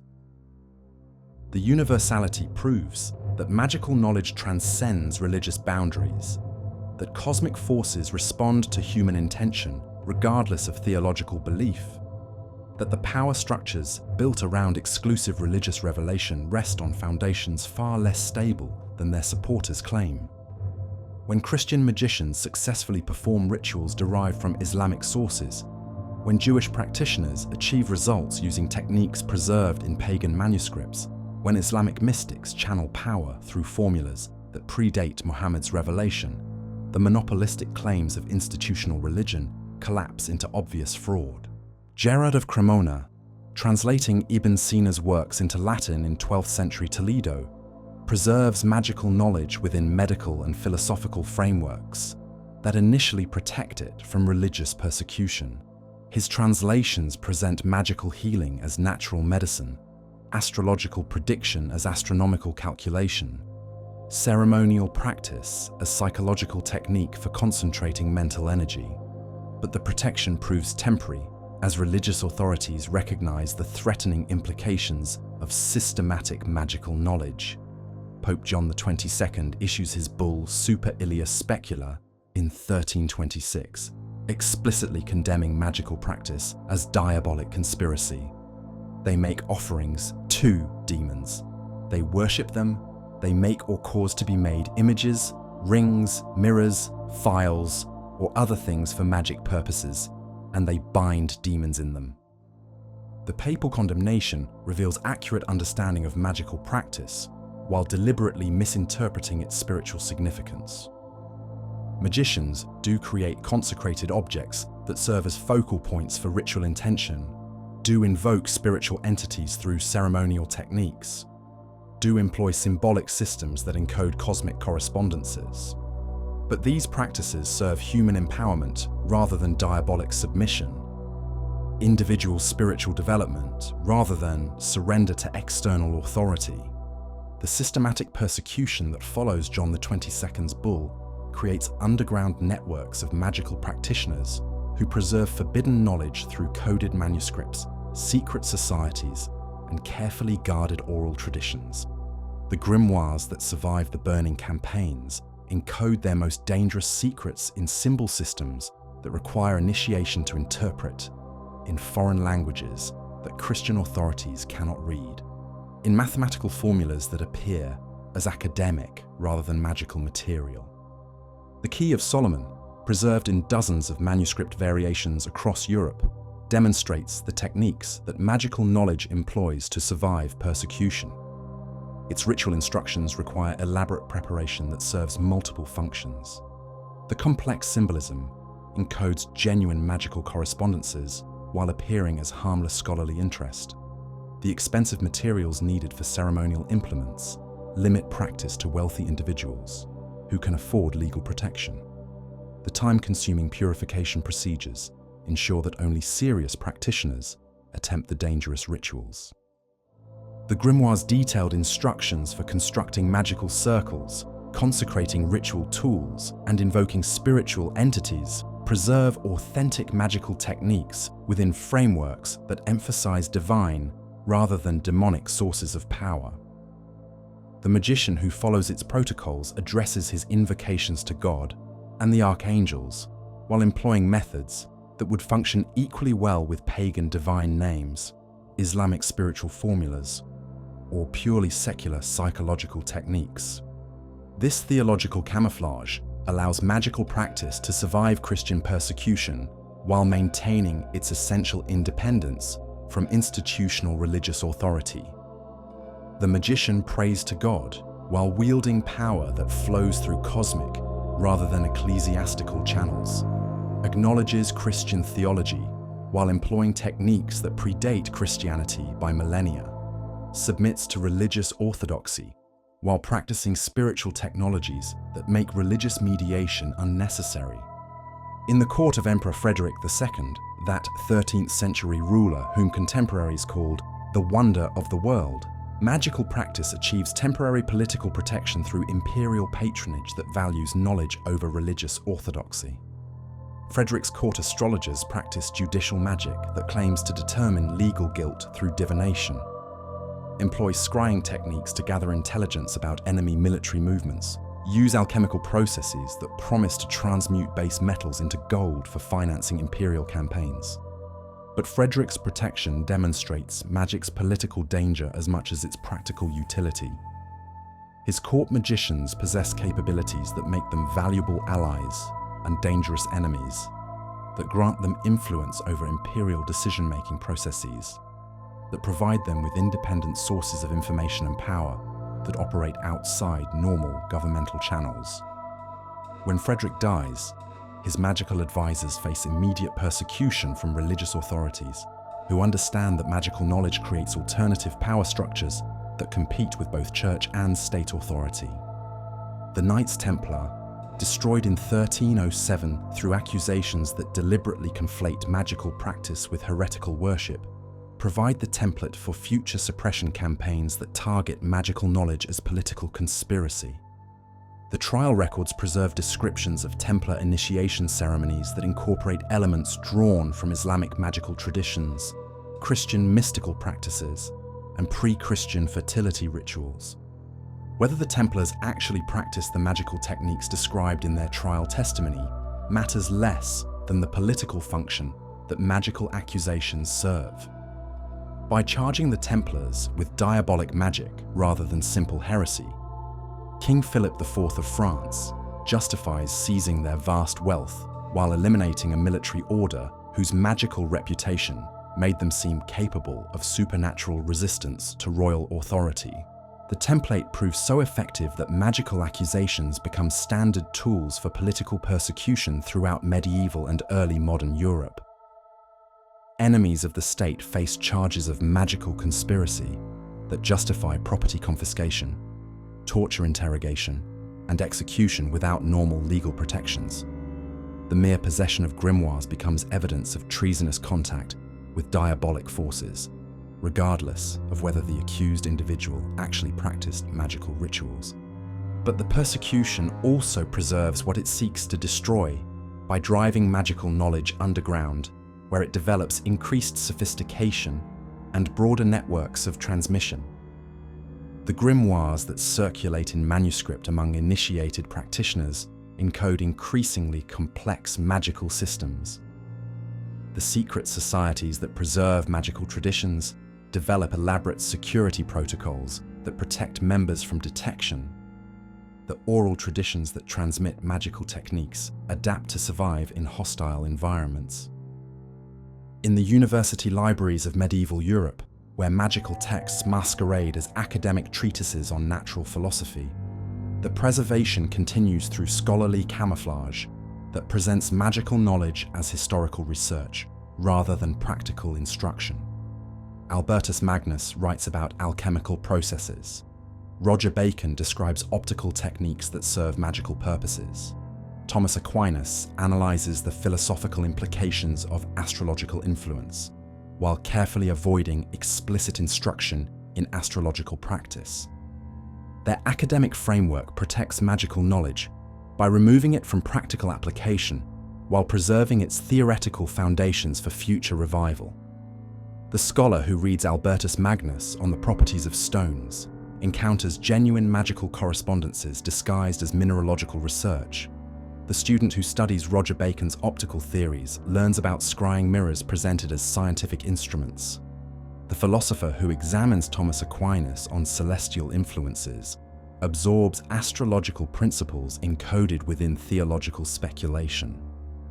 The Renaissance recovery of classical magical texts through Byzantine manuscripts and Islamic translations creates conditions for magical practice to emerge from underground survival into semi-legitimate intellectual activity. Marsilio Ficino translates the Hermetic corpus while presenting it as ancient theological wisdom rather than practical magical instruction. Giovanni Pico della Mirandola incorporates Kabbalistic magic into Christian philosophy. While emphasizing its scholarly rather than operational aspects, Cornelius Agrippa compiles the most comprehensive magical encyclopedia ever written, while carefully framing it as academic research rather than practitioner's manual. But the scholarly presentation cannot disguise the revolutionary implications of systematic magical knowledge for religious and political authority structures. If individual humans can access cosmic power through ritual techniques, if natural forces respond to concentrated human intention, if reality itself can be altered through understanding of cosmic correspondences, then the monopolistic claims of institutional religion and governmental authority rest on foundations of deliberate deception rather than natural necessity. The witch trials that convulse Europe from the 15th through 17th centuries represent the final desperate attempt to eliminate magical knowledge through systematic persecution of anyone suspected of practicing ritual techniques that bypass institutional authority. The demographic patterns of persecution reveal the political rather than religious motivation. Magical practitioners face execution not for worshipping devils, but for wielding power that operates independently of church and state control. The trial records preserve detailed descriptions of magical practices that demonstrate the sophistication of suppressed knowledge systems. Accused witches describe techniques for weather magic that incorporate genuine meteorological observation, healing practices that combine herbal medicine with psychological influence, divination methods that employ statistical analysis alongside intuitive perception. But the same trial records also document the systematic torture techniques employed to extract confessions that transformed genuine magical knowledge into diabolic fantasy. The magical practices that emerge from torture chambers bear little resemblance to authentic ritual techniques, serving instead to justify predetermined executions while creating public terror that discourages any exploration of forbidden knowledge. The scientific revolution that emerges from Renaissance magical traditions simultaneously fulfills and betrays the promise of magical knowledge. Figures like Isaac Newton, who practices alchemy alongside mathematical physics, demonstrate that magical principles can be developed into technologies that grant humans unprecedented power over natural forces. But the same scientific development eliminates the spiritual dimensions of magical practice, reducing cosmic correspondences to mechanical laws that serve industrial rather than personal transformation purposes. Modern chemistry emerges from alchemical laboratories, but it serves corporate profit rather than individual spiritual development. Contemporary astronomy develops from astrological observations, but it generates military rather than mystical applications. Present-day psychology incorporates magical understanding of consciousness manipulation, but it creates advertising techniques rather than wisdom traditions.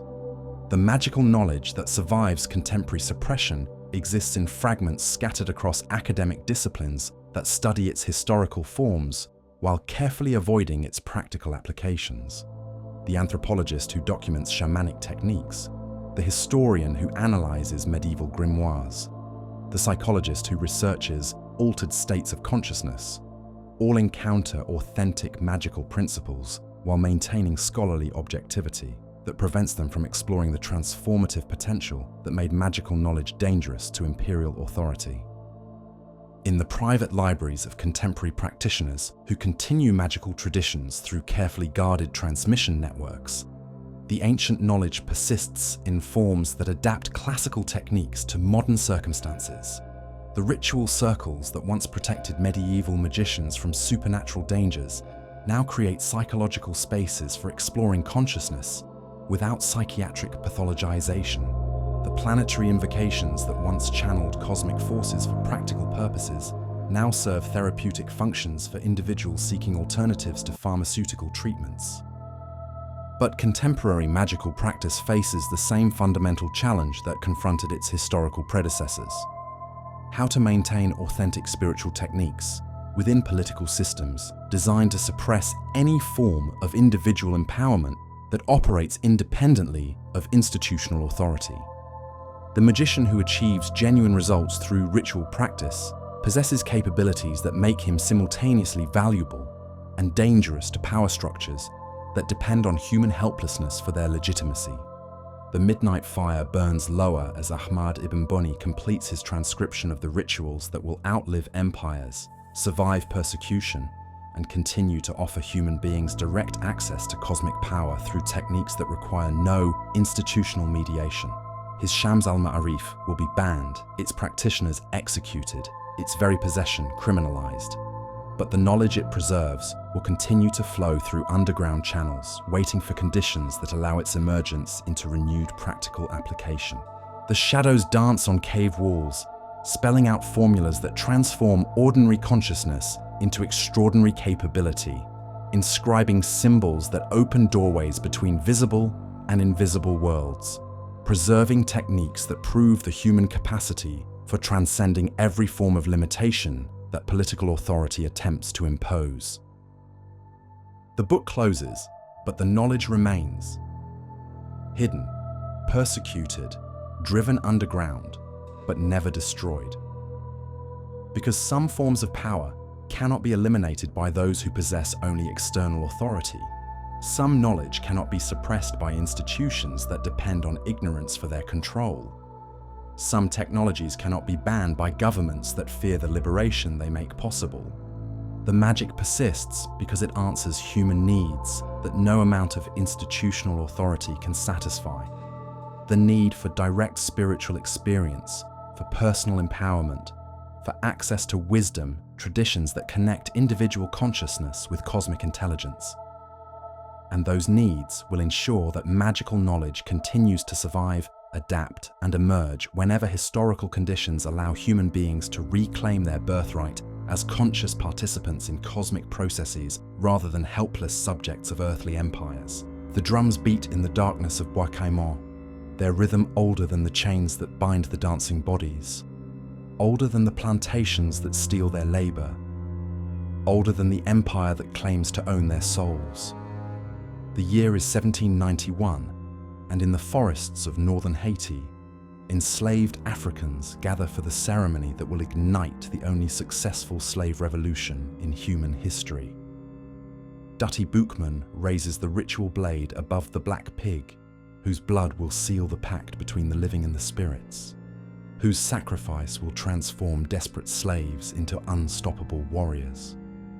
The voodoo ceremony unfolds with precision that terrifies watching masters more than any military strategy could achieve. Each drum beat synchronizes with heartbeats that remember African kingdoms. Each dance step traces patterns that connect Caribbean soil with ancestral homelands. Each invocation summons spiritual powers that recognize no European authority, acknowledge no Christian dominion, serve no earthly empire. When the ritual reaches its climax, the participants speak words that will echo through centuries. The God who created the sun which gives us light, who rouses the waves and rules the storm, though hidden in the clouds, he watches us. He sees all that the white man does. The God of the white man inspires him with crime, but our God calls upon us to do good works. Our God who is good to us orders us to revenge our wrongs. He will direct our arms and aid us. These are not prayers of supplication, but declarations of war. Not requests for divine assistance, but assertions of cosmic justice. Not appeals to distant deities, but summons to spiritual forces that dwell within the bodies of the oppressed themselves. The ritual transforms slaves into soldiers not through military training, but through spiritual awakening. Not by teaching them to fight, but by reminding them who they truly are, beneath the lies that slavery requires for its continuation. Within weeks of the Bois Caïman ceremony, 12,000 slaves rise in coordinated rebellion that destroys the colonial infrastructure of northern Haiti. The plantations burn, the The masters flee, and the most profitable colony in the Caribbean transforms into a revolutionary nation that will spend the next 13 years proving that enslaved Africans can defeat European armies, create functional governments, and establish the second independent republic in the Western Hemisphere. But the military success flows from spiritual foundation that European observers cannot understand and therefore cannot counter. The Haitian revolutionaries fight not just for political freedom, but for the right to practice ancestral rituals without persecution, not just against economic exploitation, but against spiritual colonization that attempts to sever their connections with divine powers that predate Christianity, that transcend European religious categories, that operate through African rather than Western spiritual technologies. In the mountains of Jamaica, where communities of escaped slaves called Maroons maintain independence for over a century against British military campaigns, ritual practices create social cohesion that makes sustained resistance possible. The Maroon war ceremonies combine elements from multiple West African traditions with indigenous Taino practices and strategic innovations developed through generations of guerrilla warfare against European colonization.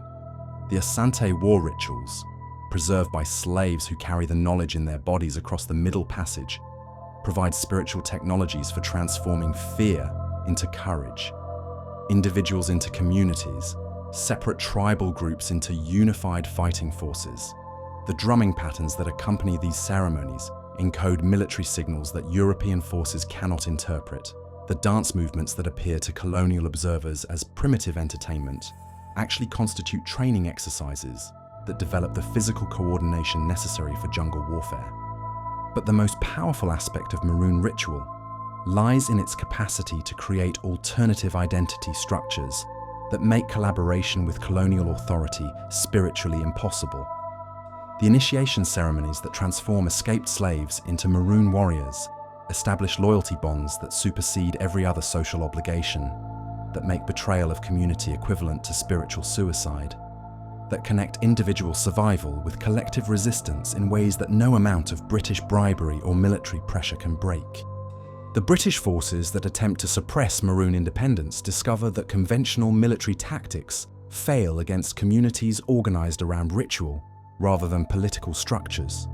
Colonial armies can capture territory, destroy settlements, kill individual leaders, but they cannot eliminate the spiritual foundations that make Maroon resistance regenerative rather than simply reactive.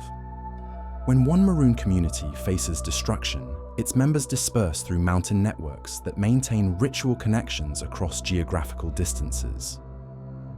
The spiritual practices that create Maroon identity can be reconstructed anywhere that 3 or more initiated individuals gather, making the communities simultaneously vulnerable to military attack and impossible to eliminate through political conquest. In the tobacco warehouses of colonial Virginia, where enslaved Africans gather for secret ceremonies that preserve spiritual traditions, while creating networks of resistance, the ritual activities operate according to principles that white authorities recognize as dangerous without understanding their specific functions. The call and response patterns that structure African religious singing encode information about escape routes, safe houses, and coordinated resistance activities within musical forms that appear to colonial ears as harmless entertainment. The ring shout, that circular dance that forms the heart of African American religious practice, creates community bonds that transcend the divisions that slavery attempts to maintain between individuals from different tribal backgrounds, between field hands and house servants, between those born in Africa and those born in America. The ritual movement generates collective consciousness that makes individual survival dependent on community welfare, that transforms the competitive individualism that slavery encourages into cooperative solidarity that slavery cannot survive. The spirituals that emerge from these clandestine gatherings encode resistance messages within religious language that provides protection from persecution while maintaining revolutionary content. When enslaved singers voice the words, "Go down, Moses, way down in Egypt land, tell old Pharaoh to let my people go," They invoke biblical imagery that masters approve while simultaneously calling for divinely sanctioned rebellion against contemporary oppression. The double meaning operates at every level of musical and lyrical structure. The biblical references satisfy Christian overseers while activating African spiritual concepts that predate Christianity. The emotional expressions that appear as religious ecstasy to white observers actually constitute trance states that connect participants with ancestral spirits who provide guidance for resistance activities. The community bonding that masters interpret as evidence of successful Christian conversion actually creates networks of mutual support that make escape and rebellion possible.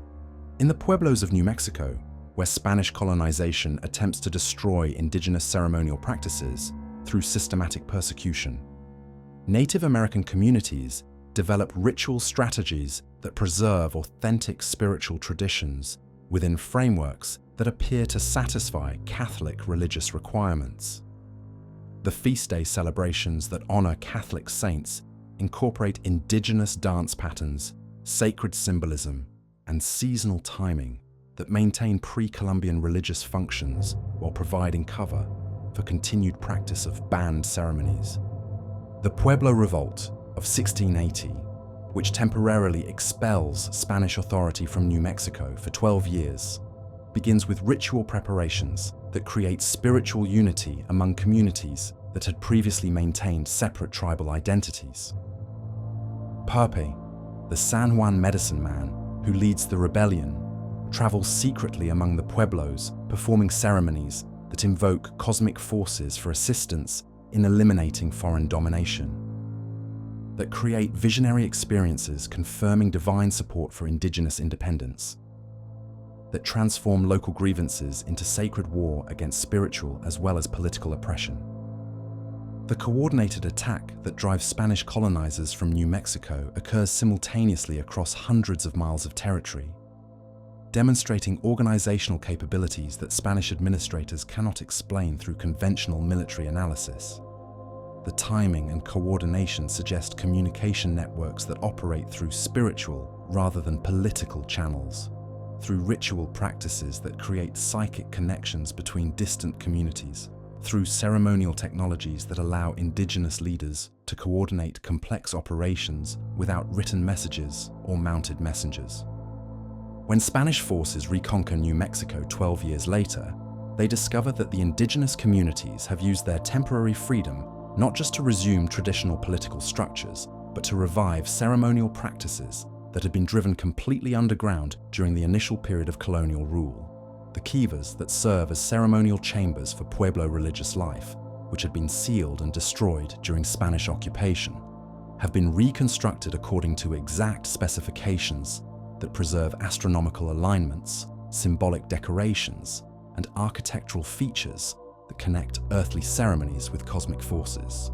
The Spanish administrators who document the Reconquest express amazement at the precision with which indigenous communities have restored pre-Columbian spiritual practices after decades of systematic suppression.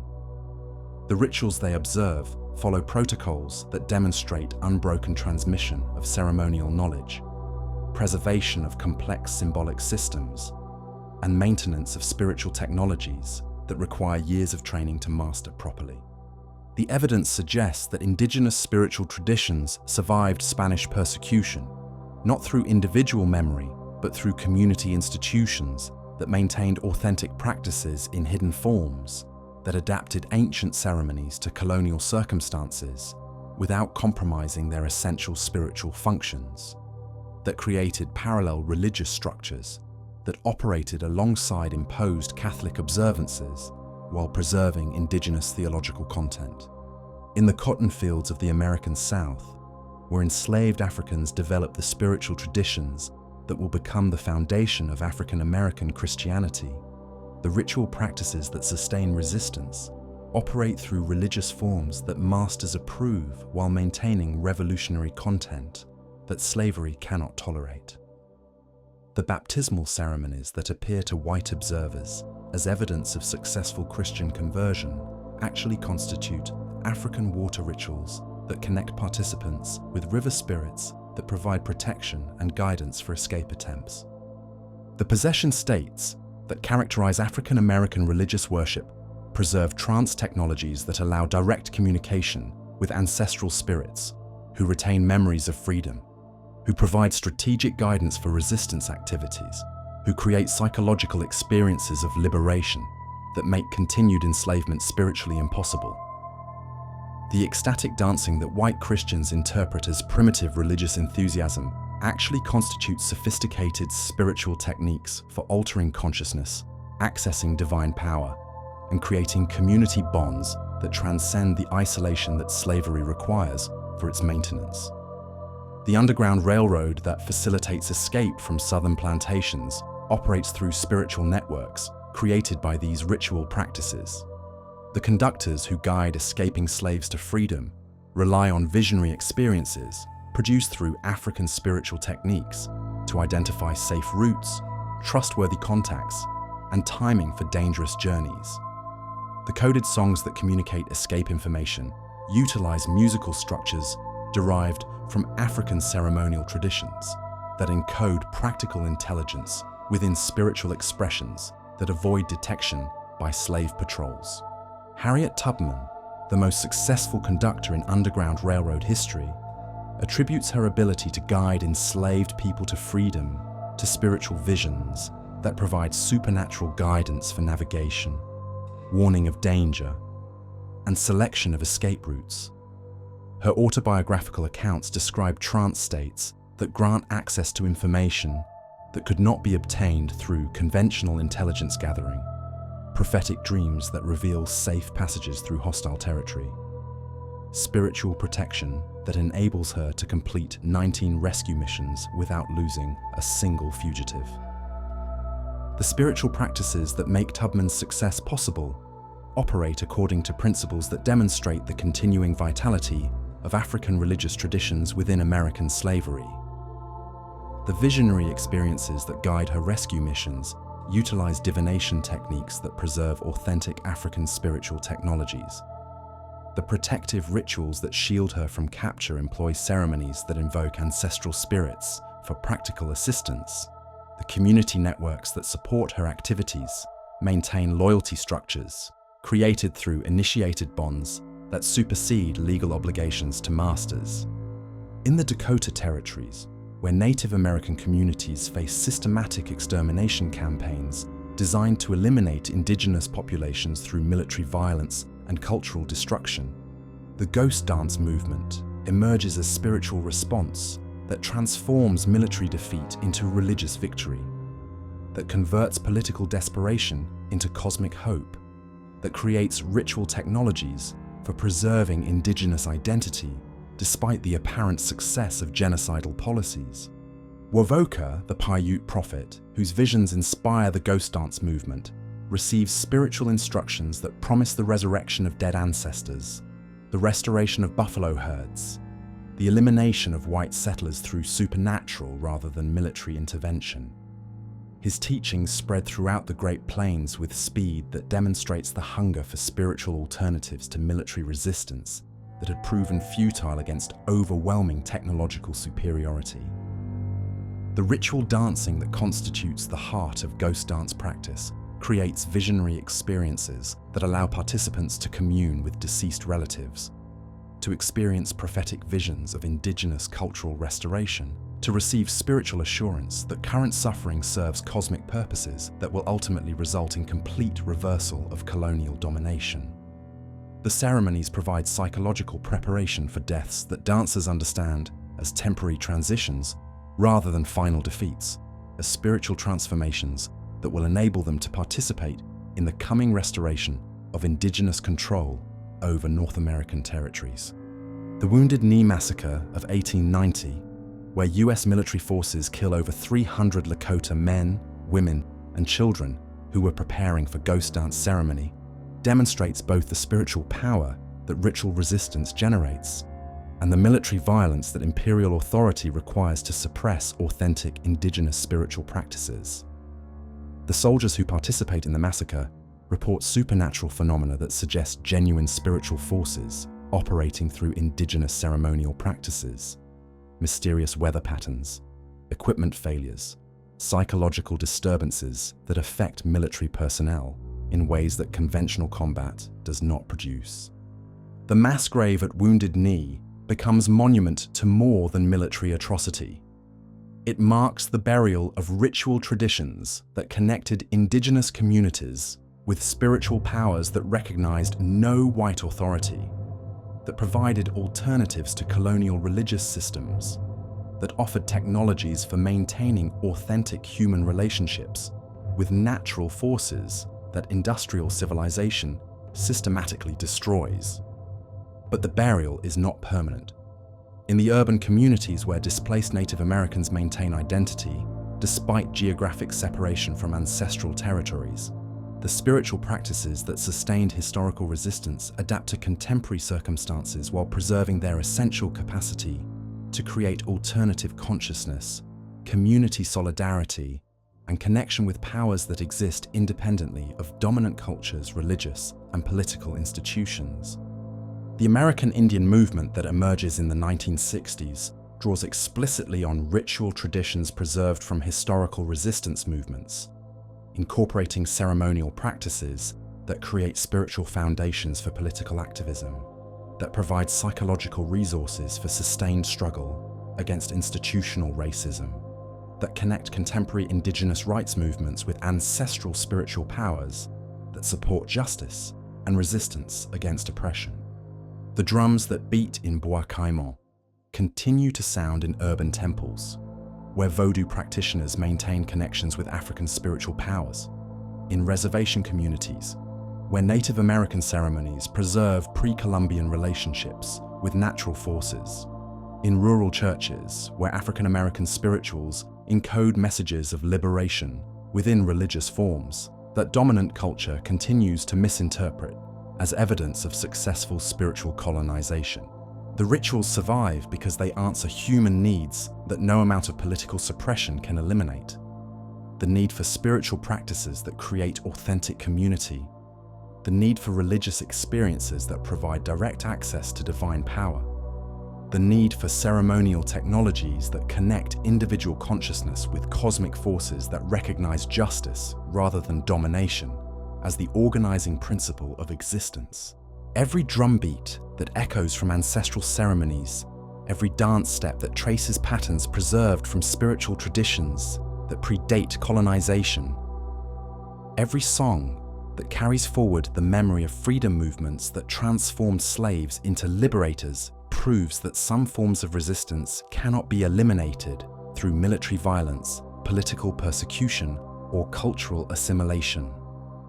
The spirits that answered the call at Bois Caïman, that guided maroon warriors through Jamaican mountains, that provided visions for ghost dance prophets, that protected underground railroad conductors continue to respond to ritual summons from communities that understand liberation as spiritual as well as political necessity, that recognize the connection between external freedom and internal spiritual sovereignty, that maintain ceremonial practices that create alternatives to the consciousness that accepts domination as natural, inevitable, or divinely sanctioned.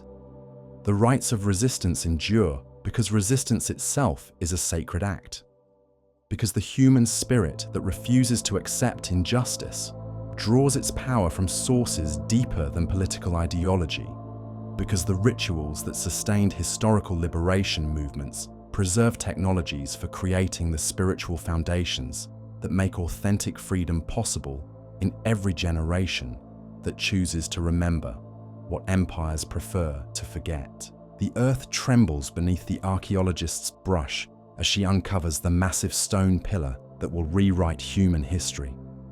Klaus Schmidt kneels in the dust of southeastern Turkey, his hands shaking not from age, but from the magnitude of what lies before him. The carved animals that emerge from 11,000 years of burial, serpents and wild boars, lions and vultures, stare back with eyes that witnessed the birth of agriculture, the first cities, the dawn of what scholars call civilization itself.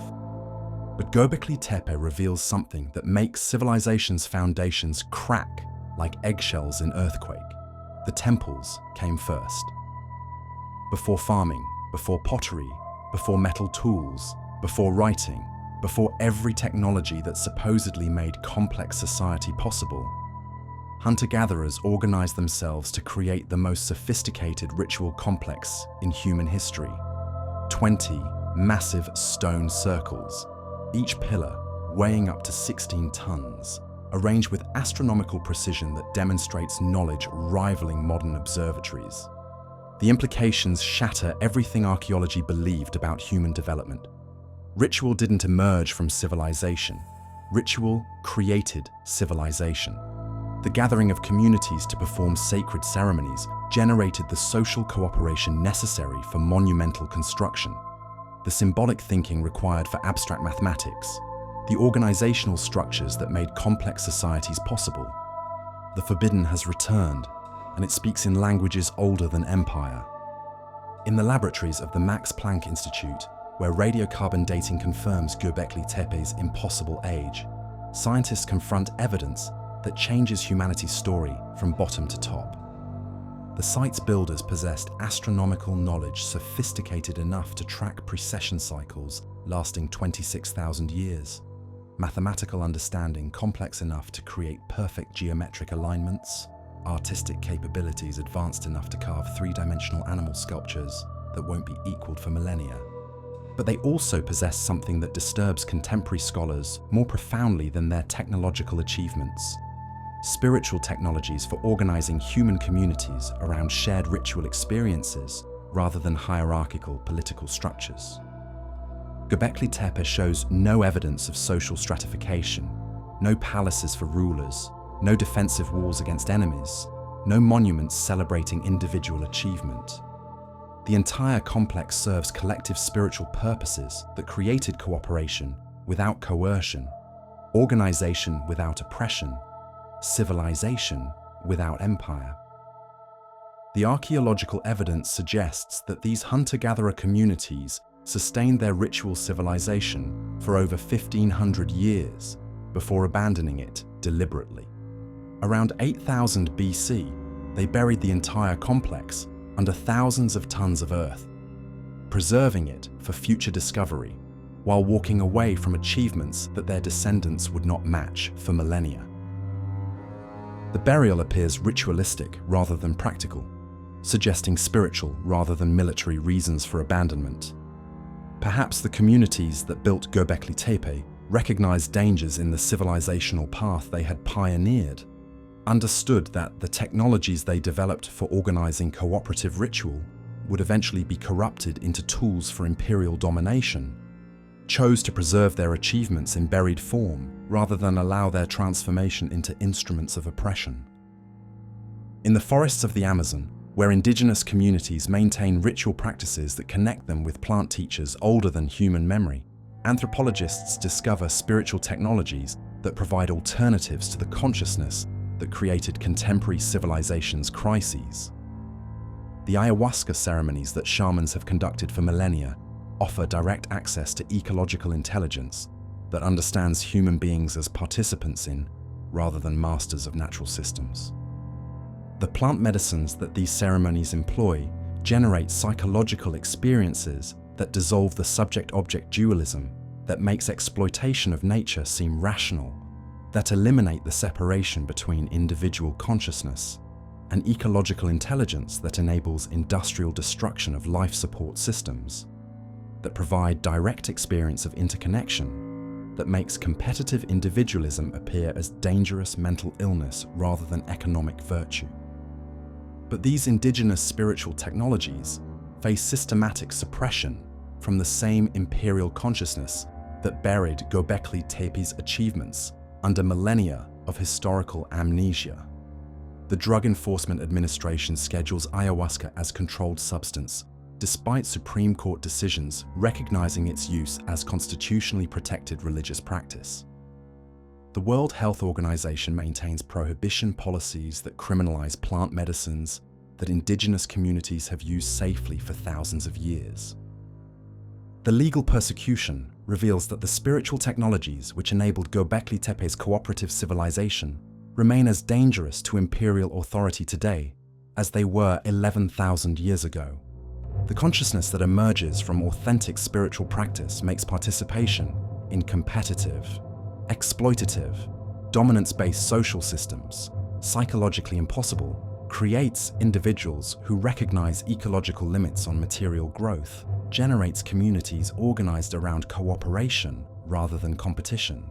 In the mushroom circles of suburban basements, where Silicon Valley executives and Wall Street traders gather for psilocybin ceremonies that would have been familiar to Paleolithic shamans, the ancient rituals return in unexpected forms. The tech entrepreneurs who built the digital infrastructure of contemporary empire discover through psychedelic experience that their creations serve systems that violate every spiritual insight their ritual practice reveals. The irony cuts deep as the same individuals who designed algorithms for maximizing consumer addiction, who created surveillance technologies for monitoring human behavior, who developed artificial intelligence for automating human labor, encounter through sacred plants the recognition that their technological achievements serve purposes that damage both human consciousness and ecological systems. Some emerge from these ceremonies unable to continue their previous work, walking away from lucrative careers to pursue alternatives that align with their transformed understanding of human purpose. Others attempt to reform existing systems from within, discovering that corporations structured around profit maximization cannot accommodate employees who prioritize ecological health and human well-being over shareholder returns. In the neo-pagan circles that gather in urban parks and suburban living rooms, practitioners attempt to reconstruct the ritual practices that sustained European communities before Christian conversion eliminated indigenous spiritual traditions. The archaeological discoveries from Newgrange, Stonehenge, and hundreds of lesser-known sites provide blueprints for ceremonies that once connected human communities with seasonal cycles, astronomical events, and natural forces. But the reconstruction faces challenges that reveal how thoroughly imperial civilization has severed contemporary consciousness from the natural intelligence that made ancient rituals effective. The practitioners who attempt to revive Celtic, Germanic, or Slavic spiritual traditions discover that authentic ritual requires more than copying ancient forms. It demands developing the consciousness that made those forms meaningful, the community structures that sustained their practice, the relationship with natural systems that provided their spiritual foundation.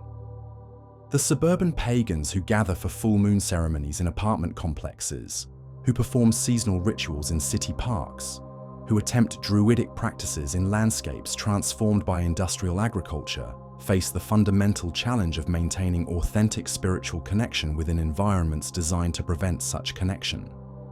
Their efforts preserve valuable knowledge while revealing the obstacles that prevent its full realization.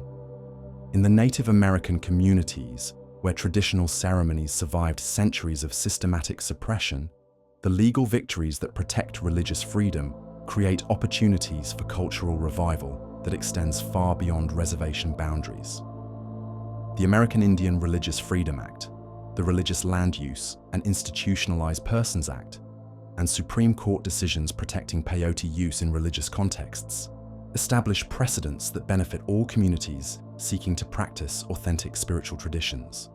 But legal protection alone cannot restore what cultural genocide destroyed.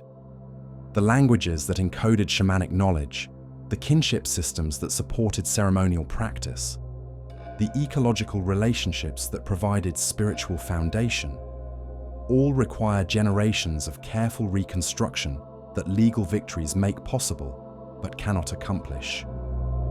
The young Native Americans who learn traditional songs from elder recordings, who reconstruct ceremonial protocols from anthropological research, who attempt to revive spiritual practices in communities struggling with poverty, addiction, and social fragmentation, demonstrate both the resilience of indigenous spiritual traditions and the challenges facing their authentic revival.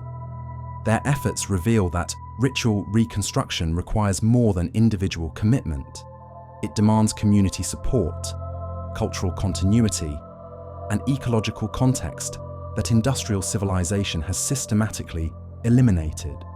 The most successful revival efforts occur in communities that maintain some degree of cultural continuity, that preserve access to sacred landscapes, that sustain kinship networks capable of supporting intensive spiritual practice.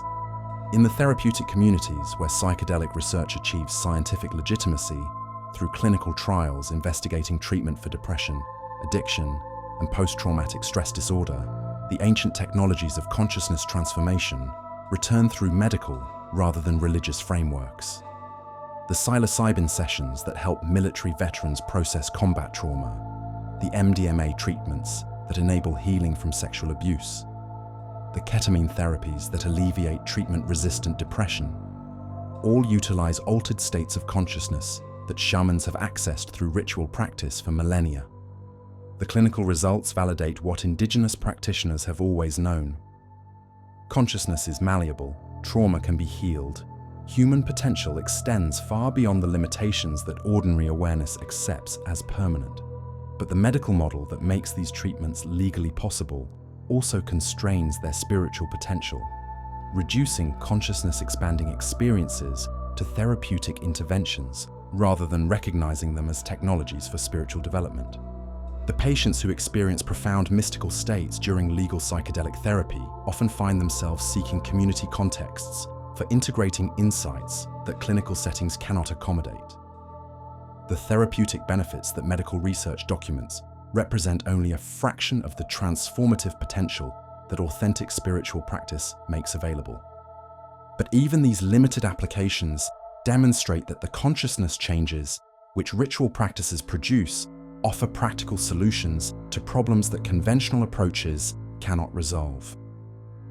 The addiction treatment programs that incorporate traditional sweat lodge ceremonies, the mental health initiatives that integrate Indigenous healing practices, the ecological restoration projects that employ shamanic techniques for communicating with natural systems, all suggest possibilities for applying ancient spiritual technologies to contemporary challenges.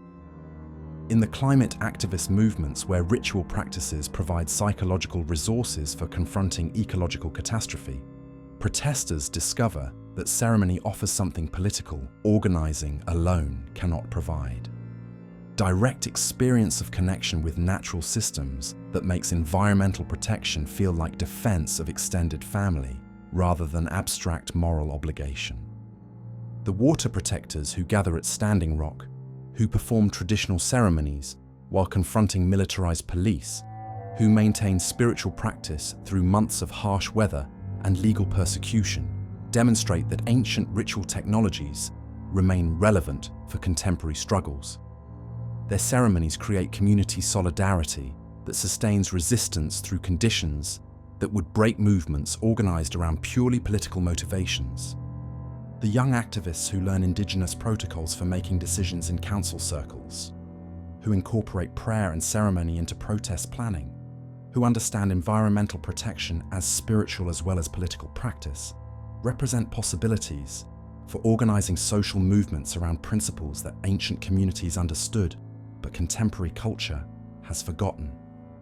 Their efforts suggest that the spiritual technologies which enabled Göbekli Tepe's cooperative civilization, that sustained Indigenous resistance to imperial conquest, that preserved alternatives to hierarchical consciousness through centuries of persecution, remain available for communities willing to undertake the discipline necessary for their authentic practice.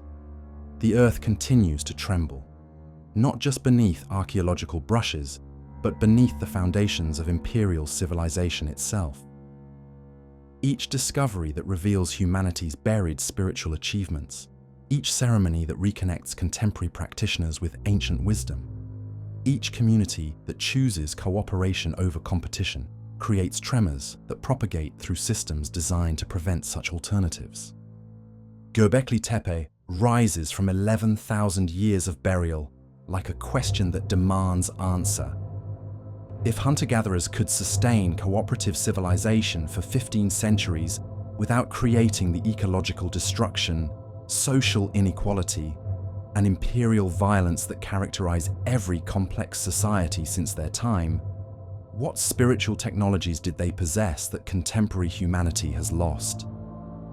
The answer emerges not from archaeological research alone, but from the living traditions that never disappeared completely, that survived in indigenous communities, that persist in the human capacity for consciousness transformation through ritual practice, that return whenever conditions allow their authentic expression.